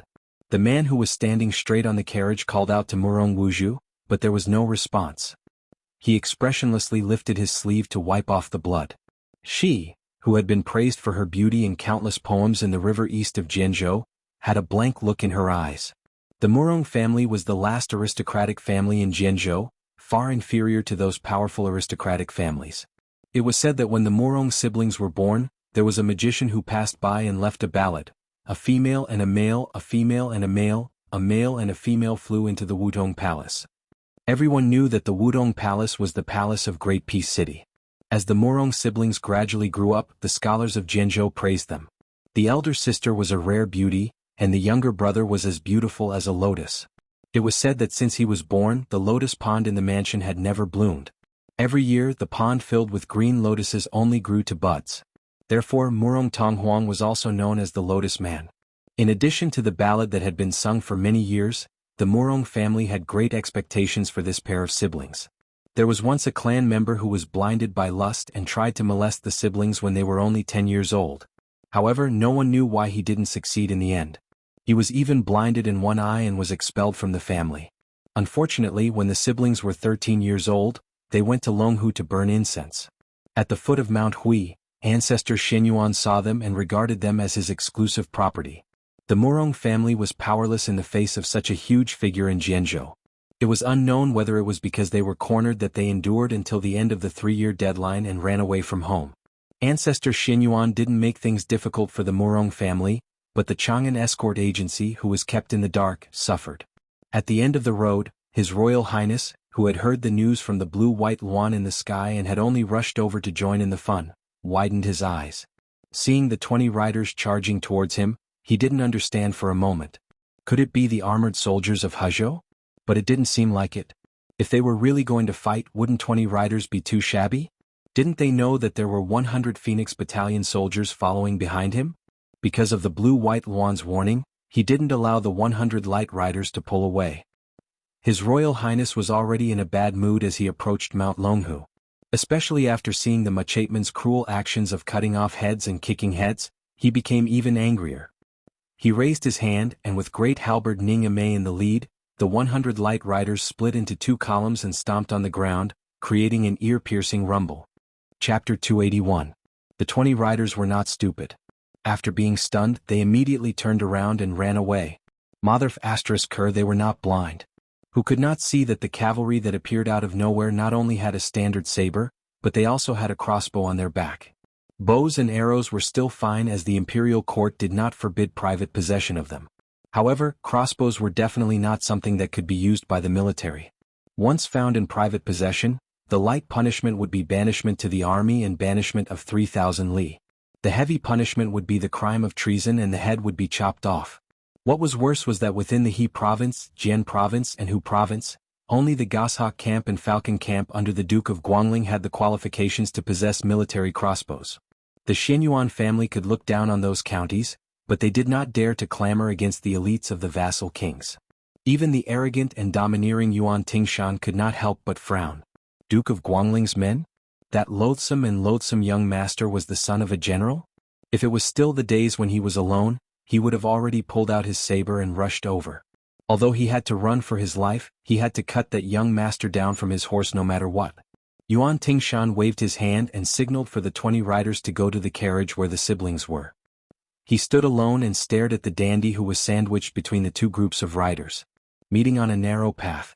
The dandy held both sabers and slapped the horse with the scabbard. When he was 50 steps away from Yuan Tingshan, he asked coldly, "You are from the side of Duke of Guangling Zhaoyi?" Duke of Guangling Zhaoyi. Among the 6 vassal kings of the imperial family, his authority was second only to the Duke of Yen. He was very interesting. He killed people like flies, squandered money like it was dirt, and was especially lustful. After the Great War of the Spring and Autumn period ended, this vassal king had the most empresses, princesses, and concubines of a fallen country. As the saying goes, one dragon gives birth to 9 sons. The king of Jing and Zhao Heng and the other imperial brothers were all considered handsome men of the present age. Zhao Yi, on the other hand, was ugly. His body was bloated and dark. Together with the Bailiang Chu Lushan, they were known as the North and South Fatties. Both of them were infamous jackals and wolves. Although the king of Guangling had a bad character, he was ambitious in leading his troops. Compared to the king of Yanqi, the head of the vassal state of the dynasty, he only lacked in numbers. The skills of individual soldiers were not inferior. Zhao Yi's territory was the homeland of West Chu, the former most powerful country of the spring and autumn period. To be able to suppress the Chu people and kill countless scholars in 20 years, one could see the iron fist of this vassal state. This time, it was Yuan Tingshan's turn to be puzzled. But soon after, this undisciplined swordsman began to sneer, appearing very sinister. Su Fengyan asked, "Are they suppressing bandits?" Yuan Tingshan smiled and asked in return, "Then are you a bandit?" Su Fengyan was amused by this cruel swordsman. He smiled sinisterly and said, "So what if I am, and so what if I am not? You will know soon." Yuan Tingshan ignored the 20 crossbows of the light cavalry at the front. His body exploded, dragging his saber as he ran. 20 arrows shot out. Yuan Tingshan twisted and turned like a nimble ape. Within 50 steps, he could clearly see the face of that arrogant young master. What a pretty boy. Only by cutting off the head of this kind of rich family would he be able to vent his anger. But for the sake of his future, he would endure it for a while. He would let you keep your head for a while. When his saber skills surpass old ancestor Xuanyuan's, with Mount Huishan in his hands, Xinyuan Qingfeng would become his crotch. But it was true that he would let you live temporarily, but it did not mean that he would let you continue to sit on the back of a horse and order people around. But Yuan Tingshan dodged a wave of arrows. Just as he leaped into the air, wanting to injure the son of a general, a black horse charged out from the side. The general held a large halberd and stabbed it straight at Yuan Tingshan's chest. If he was stabbed, there was a 100% chance that his heart would be pierced. Yuan Tingshan's body fell from the sky. When he landed, he exploded again. The famed saber in his hand just happened to slash at the horse's head. The heavy halberd swung in the air. It just so happened that it met the saber head-on. Yuan Tingshan narrowed his eyes. The saber in his hand no longer retreated. It chopped at the body of the halberd. The halberd swung backward. Yuan Tingshan seemed to have used all his strength and was forced to retreat. But his feet slid on the ground. With one hand on the ground, he raised some dust under his feet. His body rushed forward again. His speed was almost twice as fast as before. It was clear that he saw the enemy as weak first. Once he sensed the enemy's strength, he would suddenly kill him. Ningame, who was wearing heavy armor, roared angrily. The hard halberd in his hand faintly shook out layers of subtle arcs, making a buzzing sound. Yuan Tingshan was fast, but his halberd was not slow either. The tip of the halberd hooked at the waist of the young saber master. Once it hooked, the assassin would be cut in half. Yuan Tingshan laughed and made a sound of surprise. His free left hand suddenly pressed on the back of the saber, making contact with the halberd again. This time he did not use brute force. Instead, he used the strength of his palm to drive the saber in his right hand. With the halberd as the center, Yuan Tingshan nimbly drew a semicircle in the air. Once again he closed in on the unmoving and ignorant young master on the horse. Yuan Tingshan was a ruthless man who had slaughtered his way through the streets and alleys of the marketplace. He dared to risk his life, but at the same time he cherished his life. Not only was he good at pestering others, but he also knew how to take advantage of the situation. He roughly knew the strength of the halberd-wielding general. After bypassing the halberd, Yuan Tingshan did not take advantage of the situation to directly strike with his saber. In this way he would leave his entire back to the heavily armored general. His father's life was more precious than the heavenly emperor's, so it was not worth it to exchange a life for a life. Therefore, not only did he not immediately strike with his saber, he instead bent his waist to the side of the horse's abdomen. Unexpectedly, the halberd did not follow him, but before the halberd arrived, a scarlet iron spear pierced towards him from a tricky angle. If Yuan Tingshan did not pull back, his temple would have been pierced by the tip of the spear, but he did not regret it. Twisting his body, this time his left hand was placed on the saber's body. The side of the saber was pressed against the tip of the spear, and the blade was bent in an arc borrowing the force of the spear. Yuan Tingshan suddenly shot backwards like an arrow, withdrawing from the abdomen of the debauchee's white horse. Then he slid out from the abdomen of Ning Amei's black horse. With a tap of his toes, he lifted his body and knocked into a light horseman on the side of the road. After knocking him down, he successfully entered the dense forest. Yuan Tingshan laughed loudly and said, "We'll meet again someday." Previously, under the white horse's abdomen, he clearly saw the red spear and the pair of blue embroidered shoes. Could it be that the one who brandished the spear was a woman? From beginning to end, Su Fengyin did not make any movements. Seeing Yuan Tingshan escape into the dense forest, he narrowed his eyes and said, "Yang Qingfeng, you and Xu Xiu follow this guy. General Ning, take 10 cavalrymen and follow him. If you can't catch up before dark, then forget it." The 20 cavalrymen on the other side of the road looked a little sluggish. Everyone knew that Yuan Tingshan practiced his saber skills on the mountain. This guy's saber skills were learned from a pile of dead people. It was not an ordinary fierce saber skill. Although it was amazing that the light cavalrymen went in and out of the crowd, the fact that the disciple of the military family was unscathed was more than enough to explain the situation. The guy who could resolve Yuan Tingshan's killing intent so easily must have a strong family background. What's more, except for General Great Halberd and the woman in blue who really attacked, the rest of the people were just watching. The next few retainers who jumped into the dense forest to chase after Yuan Tingshan did not seem to be simple. What to do? Nonsense, the leading cavalryman did not care about Yuan Tingshan's safety. He turned his horse around and directly retreated. When he passed by the carriage, he bent down and picked up Murong Wuzhu, who was sitting on the ground in a daze, and put him on the horse's back. Another cavalryman followed suit and wanted to kidnap Murong Tonghuang, who was standing on the carriage. Unexpectedly, this beautiful woman stretched out her hand and stabbed him. The cavalryman who was unprepared felt a burst of pain. He looked back and glared at her fiercely before continuing to rush forward. Murong Tonghuang did not wait for the next cavalryman to make a move. He quickly retreated into the carriage and hid in a corner. Su Fengyin turned his head and smiled at Yuan Meng, who was eager to give it a try. He ordered, "Field Officer Yuan, take some people and chase after them. It's up to you whether to leave them alive or not." The two groups of light cavalrymen chased and fled. The small path was very noisy and lively. Su Fengyin came near the carriage. He lifted the curtain with the scabbard and saw a slightly immature but cold and beautiful face. He also saw a pair of cold and hostile eyes. Su Fengyin just opened his mouth and smiled. This lady, the lady, who had escaped from the tiger's mouth, glared at him and scolded ungratefully, "You are the lady." Chapter 282. Su Fengyin was only slightly absent-minded. Fortunately, he had Bai Huer's face in front of him, so he quickly came to his senses. But he still found it somewhat inconceivable. It was not difficult to find a beautiful woman around 70 coins, but the one in front of him was at least 90 coins. How could he be a man? Wasn't this a waste of natural resources? His Royal Highness was not like Li Hanlin, who had a penchant for men and women. Su Fengyin was not even interested in young prostitutes, let alone those creepy *Cs. There were many famous scholars in Gangnam-do. There were experts in Guangling who specialized in training them. When they were young, they were bought cheaply for a few dozen taels of silver. When they were 12 or 13 years old, they were sold at a sky-high price of 10 or even 100 taels of gold for the scholar officials and dignitaries to play with. This had become a common practice in the group of scholars in Jiangnan. It was regarded as a wonderful and elegant thing. The scholars were tired of competing with poems, songs, and gold, stone, and jade. It was not easy to usher in the golden age of peace, so they began to compete with the singers and beautiful maids at home. Su Fengyin carefully looked at this girl.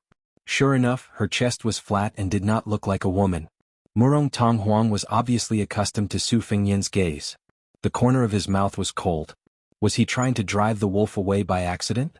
The world was as black as all crows, and the one in front of him was not a good thing either. Su Fengyin had been in the flower bush for a long time, so he knew how to grasp people's hearts. He smiled and said, "Yes, I am indeed not a good thing. Murong Tonghuang, whose thoughts were seen through, became colder and stiffer. His body instinctively shrank back. Su Fengyin did not care and asked curiously, "It seems that you are not with the cavalry. What's going on? Is this a local tyrant robbing a woman?" Murong Tonghuang bit his lips and ignored this guy with a foreign accent. Su Fengyin turned his head and looked at the light cavalry that was chasing after them on the small path. With the Phoenix Battalion's horsemanship and the horse's leg strength, it was 90 against 20. There was a great disparity in the number of people on both sides. There was no need to worry about the outcome of the battle. If Yuan Meng couldn't eat it, he would be beheaded. As for the young machete man who killed decisively, Yang Qingfeng was proficient in the art of tracking, Xu Xiu had a variety of martial arts, and Ning Amei, the great halberd, the 10 white horse followers, and even Grandpa Wei said that he wanted to stretch his muscles and bones to participate in the encirclement. The machete man was ferocious, but he was still in a perilous situation. Su Fengyin was not worried that someone was trying to lure the tiger away from the mountain. After the battle at the Reed Marsh, the green and white lawn above his head would alert him if there was any movement within a radius of 10 li. Not only that, Su Fengyin had carefully selected 5 nimble and agile soldiers from the Phoenix Battalion to serve as roaming scouts, to ensure that they would be able to seize the initiative at the first opportunity.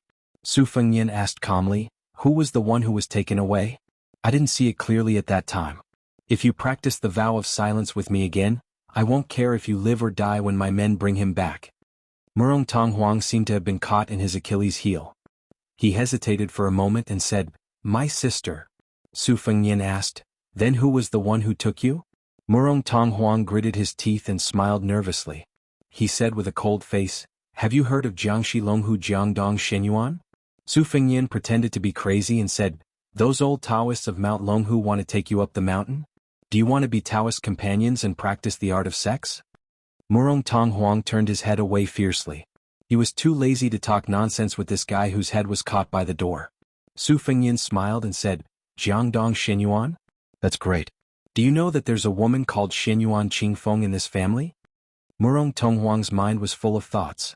He said in a flat tone, "Shenyuan Qingfeng is even more prestigious than the princess in Jianghu. What? Did you come here because of her?" Su Fengyin, who had been lifting the curtain with the scabbard, laughed out loud and said, "Because of her? That's right, that's right. I'm about to fall in love with this woman. That's a good way to put it. That guy Wen Hua must be rolling on the ground when he hears it. You know, when he was chased and beaten by this woman, he even flirted with her because she didn't shave her armpit hair clean." Murong Tonghuang stared at this guy in a daze. Was there really something wrong with his head? Su Fengyin put away the embroidered winter and slowly let down the curtain. His stomach full of evil ideas began to ripple.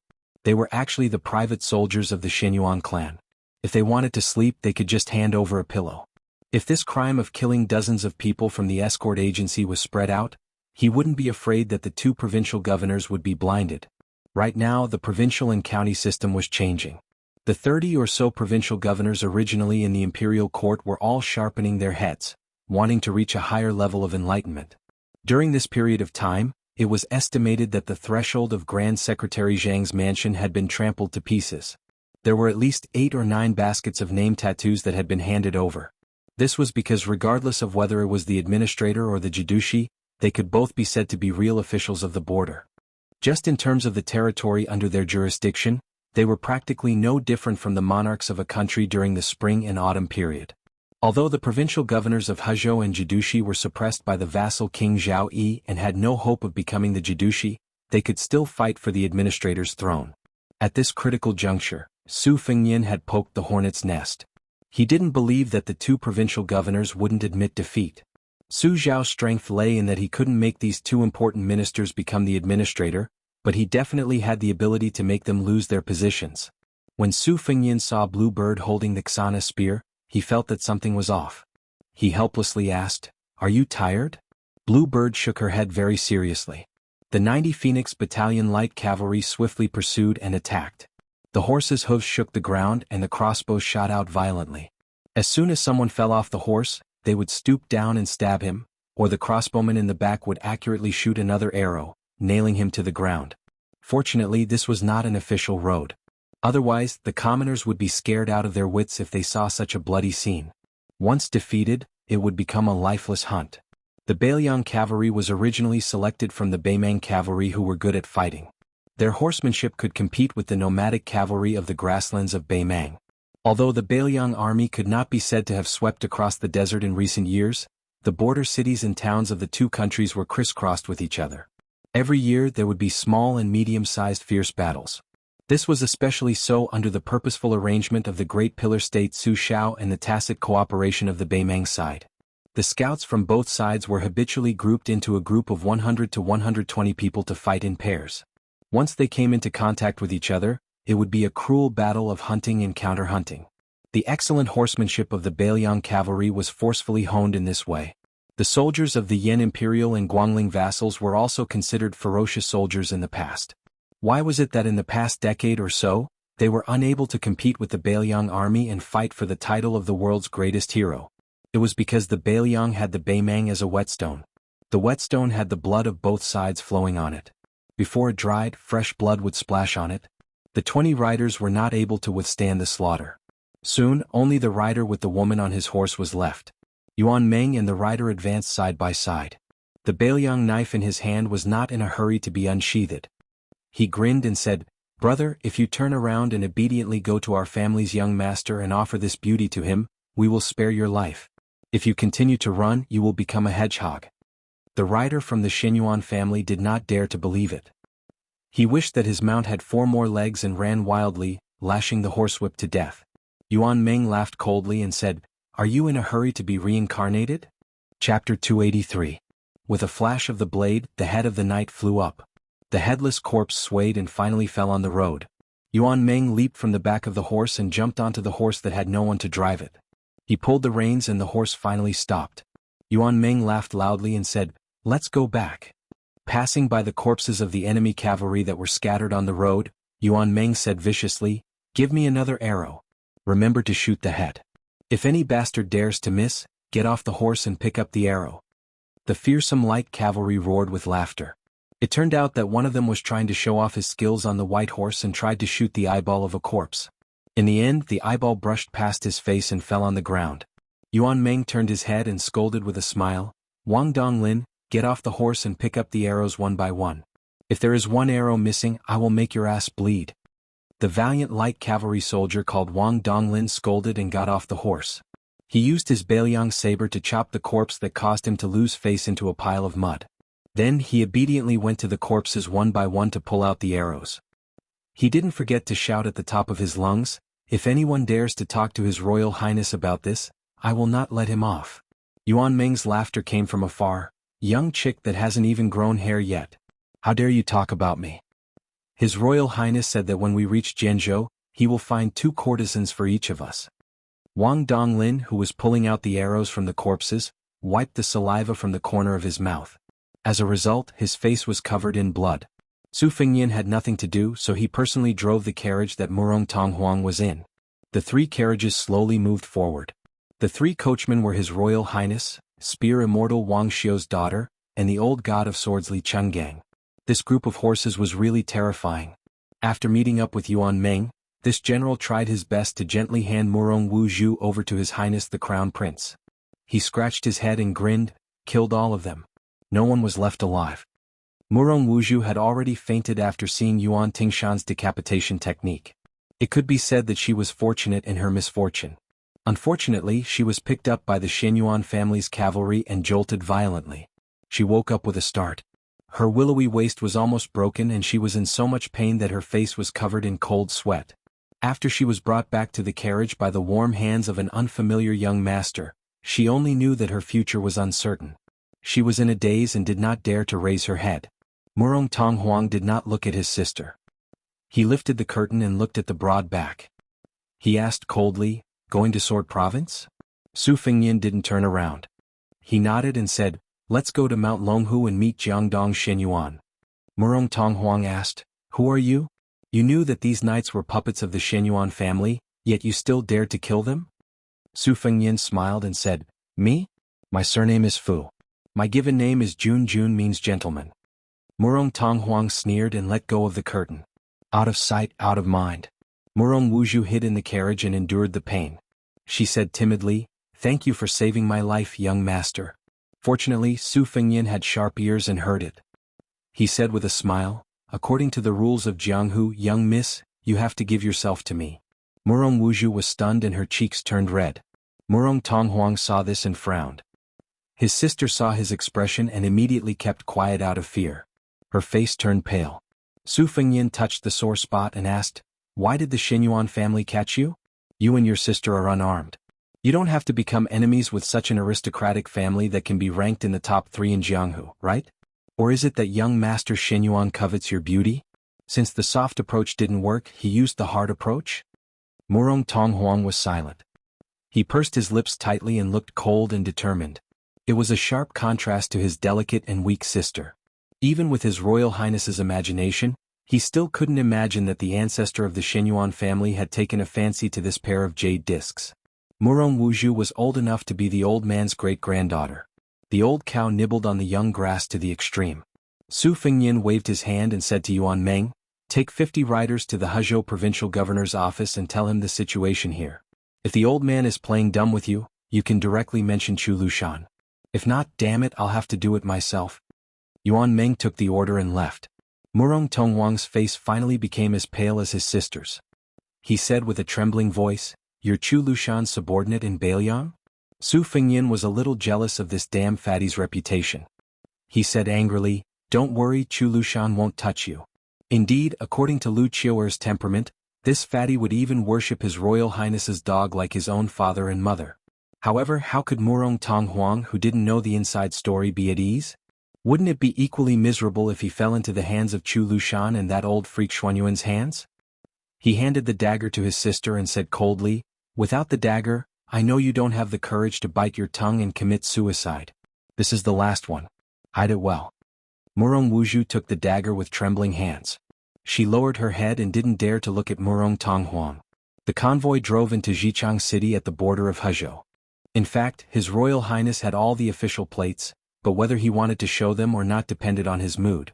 Su Fengyin looked up at the top of the city wall. This city was unfortunately massacred by Su Shao during the Spring and Autumn War.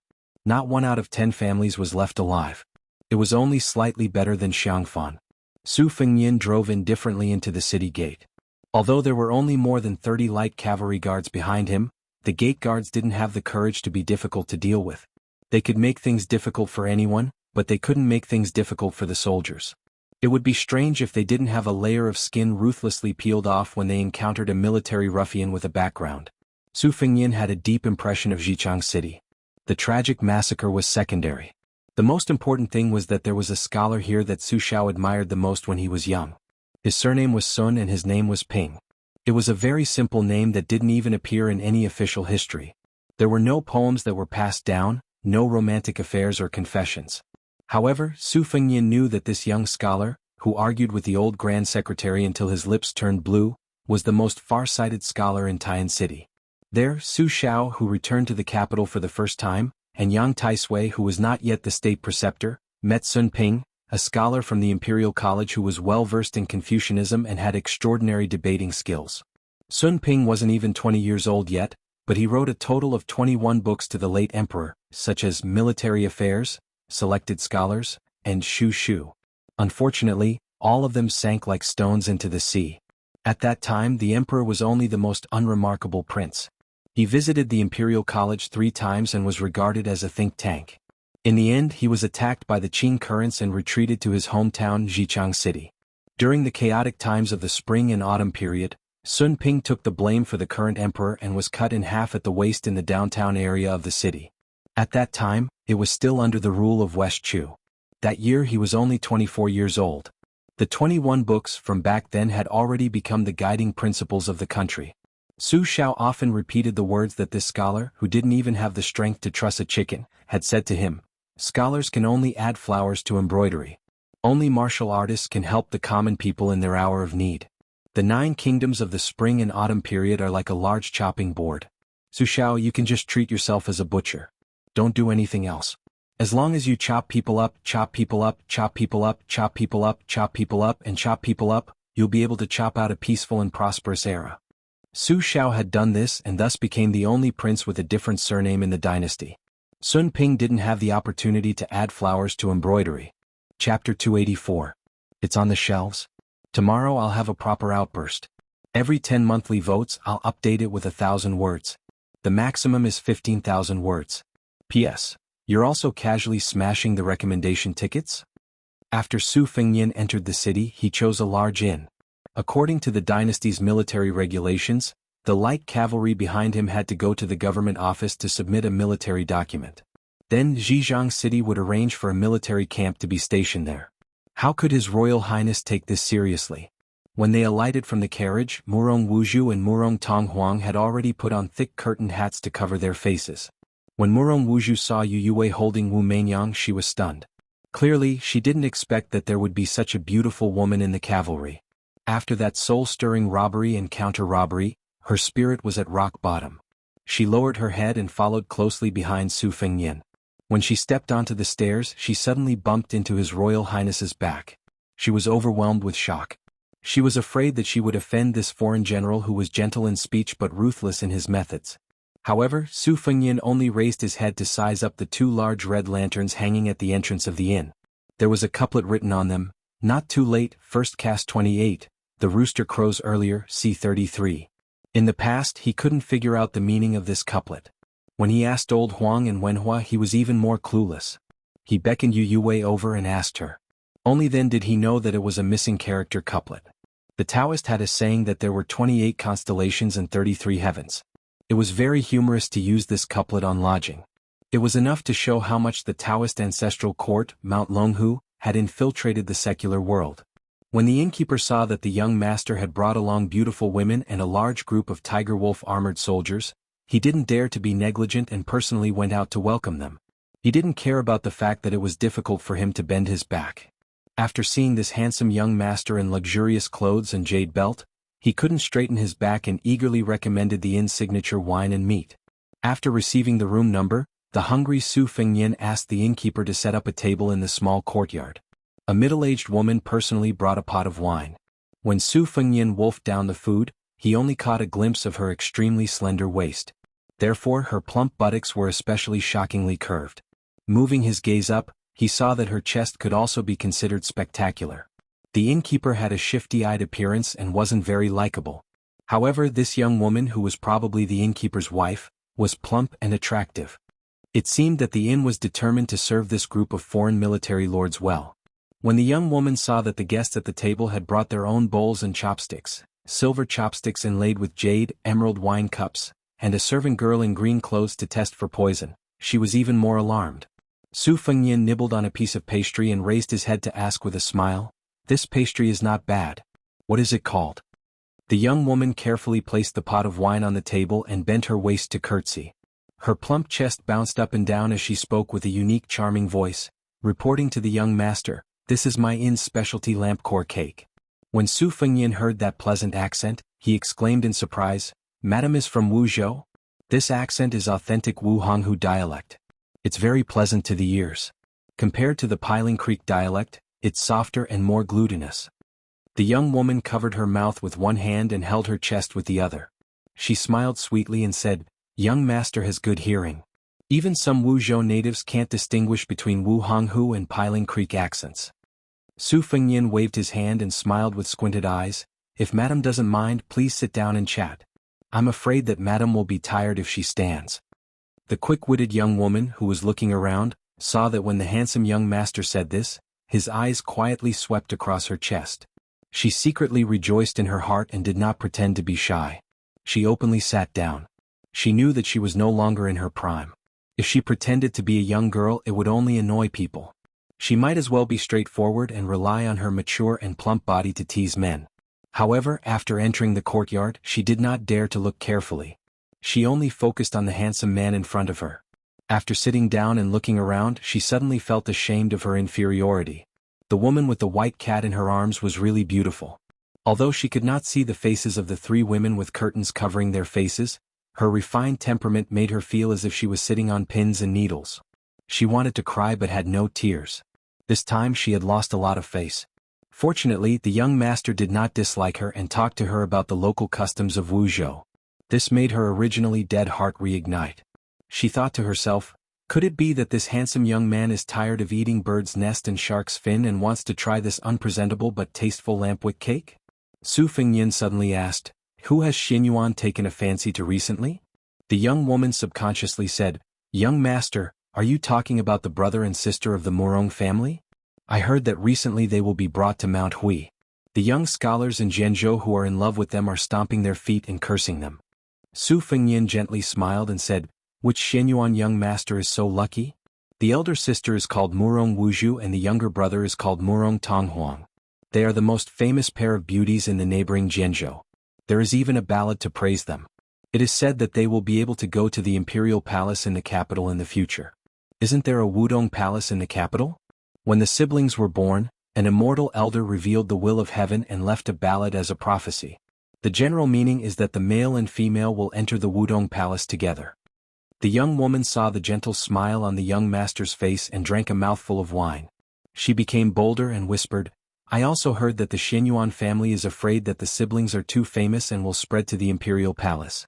Isn't there a rouge review in the Jianghu? In order to prevent the Murong family from being listed on the review board, the Xianyuan family's ancestor put in a lot of effort. Su Fengnian narrowed his phoenix eyes. The purple-red mark between his eyebrows was like a vertical eyebrow. He became more and more elegant. He said softly and playfully, Then isn't the taste of the Xianyuan family's ancestor a bit too heterogeneous? You won't even let Murong Tonghuang go? The young woman was already stunned. She only came back to her senses when the maidservant in green coughed. She lowered her head to drink wine to cover up her embarrassment. She raised her head to look at the young master and smiled charmingly. I heard that Murong Tonghuang is more beautiful than a woman. Chapter 285. Princess Jing, and sat at the table while the Murong siblings stood behind Su Fengnian. Their expressions were different. Murong Wuzhu was sad, worried, and helpless. She just stared at the back of Xianyuan and felt that she had luckily grasped onto a life-saving straw. No matter how big of a storm Xianyuan would cause or whether this straw would be broken by the deep-rooted Xianyuan family, she was not a tenacious woman. If it wasn't for her brother's insistence, even if she was taken to Mount Hui to be Xuanyuan's plaything, she would only cry a few times and accept her fate. Murong Tonghuang was furious. He pursed his lips and didn't say a word. Su Fengnian laughed and said, Madam, tell me how handsome Murong Tonghuang is. I don't believe that a man can be that handsome. Murong Tonghuang snorted coldly behind him. If the last dagger wasn't given to Murong Wuzhu, he would have stabbed him in the back. The proprietress had a strange look in her eyes and goosebumps. She mistakenly thought that the young master in front of her had a scholarly hobby. Su Fengnian's face was full of grievances, causing the lady boss's heart to ache so much that she wished she could pull him into her embrace and show him some tender affection. Immediately, her expression returned to normal, her elegant eyebrows raised, and in an instant she displayed the flirtatious charm of a young married woman. A woman's charm indeed, the young had their good points and the mature had their good points. She charmingly said, This servant has also not truly seen him. I only heard that his appearance can cause the lotus to not bloom. Su Fengnian nodded and said with emotion, Xianyuan is indeed worthy of the name of a womanizer. No matter how ignorant the young woman was, she still knew that Xuanyuan's family background was splendid. She nervously reminded him, Young master, you should be careful with your words. Although this is not Jianghu, it's better to be safe than sorry. Su Fengnian smiled and nodded, I appreciate your kindness but I can't repay you. I can only ask for more wine and snacks. The proprietress was very tactful. She enchantingly stood up and curtsied again. Her chest immediately trembled as she turned and walked out of the courtyard. Su Fengnian waited until she left the courtyard before he let the three beauties take off their restraints and sit down to eat. When the Murong siblings saw Princess Jing'an's appearance, they were stunned. Obviously, they didn't expect that there was such a cool beauty in this world. Murong Wuzhu's eyes dimmed. Murong Tonghuang quietly sighed in relief. His hostility towards the unfathomable general's son dissipated a little. Su Fengnian looked at the three people eating slowly. He asked Bluebird to fetch a Bailiang short crossbow from the Phoenix Battalion. In the world's military, custom-made, was a very sensitive key. From the Bailiang army to the small bows, crossbows and sabers, all of the regulations were clear and organized. Not to mention the Bailiang sabers, the crossbow in His Royal Highness' hands was also very particular. The crossbow was a crossbow with a horizontal posture. It was different from the bow which could be shot immediately. The advantage of a crossbow was that the string could be drawn and the shot could be separated. The Bailiang crossbow had the ability to shoot continuously. This crossbow could shoot 4 pearls consecutively. Su Fengnian lowered his head. His fingers stroked the short crossbow's hanging blade and the hook with a concentrated expression. Murong Tonghuang asked seemingly unintentionally, "Crossbow?" Su Fengyin did not pay him any attention. He just remembered the Beiliang army's famous flowing crossbows. The crossbowmen rode their horses and roamed the battlefield, shuttling back and forth, sniping the enemy's generals and taking their lives from a distance of 100 paces. They were one of the Beiliang's renowned elite troops. It was not easy to become a flowing crossbowman. One's horsemanship and archery had to be outstanding.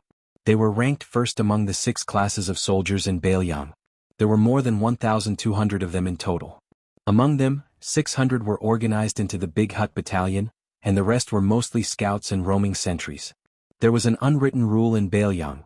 If a Beimang's son wanted to go to the border to earn real military merit, he must first be trained by the old soldiers to lose a few layers of skin and a few pounds of meat. If he was qualified and outstanding, he would be thrown into the sentry battalion as a scout. Only after fighting with the Beiliang spies with real swords and spears and cutting off 3 heads would he be considered to have a foothold in the Beiliang army. Not long ago, Li Hanlin sent a letter saying that he had successfully become a roaming sentinel. He had dreamed of running into those barbarians in Beimang. In the letter, he said that when his father heard that he was not content to stay in the rear and instead went to work as a scout, he was so angry that smoke was coming out of his 7 orifices. He did not have time to attend to the government affairs and rushed to the border military town, wanting to kidnap the only son of the Li family who was going to carry on the Li family's ancestral line and bring him home. He almost had a conflict with the Beiliang army. Fortunately, de Zhuge rushed back to the border from the capital and persuaded Li Hanlin, who was about to take the post of Beiliang's Taoist strategist, to go back. It was the Beimang that had been waging war all year round in the Liang dynasty. Su Fengyin was in a daze. The frontier poets of the dynasty liked to view the barbarians as animals that drank raw meat and drank blood. In the 100 barbarian country the people were valiant.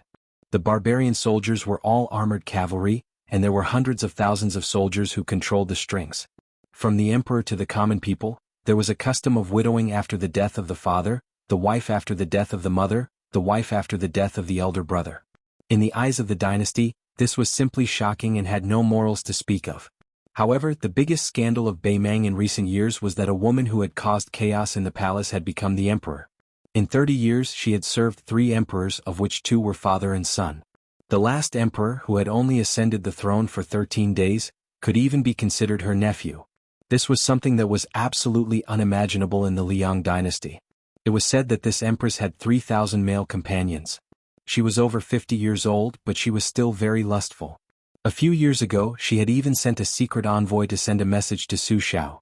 As long as Su Xiao was willing to surrender to Beimang, she was willing to be his wife and share the world with him. Su Xiao was also straightforward with this huge meat pie that could sow discord and win him over. He first killed the envoy and then sent a message to Beimang. It was just 5 words. "Slave Su still thinks I'm too old." Su Fengyin smiled. Su Xiao was too vicious. That old woman was the empress of Beimang, but he still thought she was too old to be his servant. However, that old woman's scheming was really terrifying. She was not angry at this monstrous humiliation. She just laughed it off. Su Fengyin put down his crossbow and looked up to see the unhappy Murong Tonghuang. He frowned and said, "Don't put on airs in front of me. Even a stray cat or dog on the roadside knows how to wag its tail." Murong Tonghuang's eyes were cold as he stared at Su Fengyin. Su Fengyin stretched out his hand and flicked the embroidered winter's scabbard. The embroidered winter rose up and with a bang, the most famous beautiful youth in Jianghu staggered back and fell to the ground. Su Fengyin sneered and said, "I'm not that pervert Xinyuan Pan. I'm not interested in you. So what if you look like a woman? Can you give birth to a son for me? A mule born from a donkey and a mare. Do you know that? You're one." Murong Wuju was stunned by Su Fengyin's vicious words. Murong Tonghuang lowered his head and squeezed out a laugh from the gap between his teeth. It was unknown where Murong Wuju's courage came from. He held a dagger with both hands and faced Su Fengyin. Su Fengyin picked up the crossbow again and pressed it against Murong Tonghuang's head. Murong Wuju, whose face was full of tears, cried out in alarm, "No!" Murong Tonghuang raised his head. The crossbow was pressed against his forehead. He looked up at Su Fengyin and unexpectedly smiled. His smile could bring disaster to a country and its people. It was especially natural and charming. He said softly, "I know I'm wrong." Murong Wuju's dagger fell to the ground. He stared at Murong Tonghuang in a daze as if he was staring at a stranger. Princess Jing, and smiled strangely. Yue did not look at this scene. She stroked Wu Meinyang's soft hair. Su Fengyin squatted down and looked at that face. He said calmly, "So pitiful.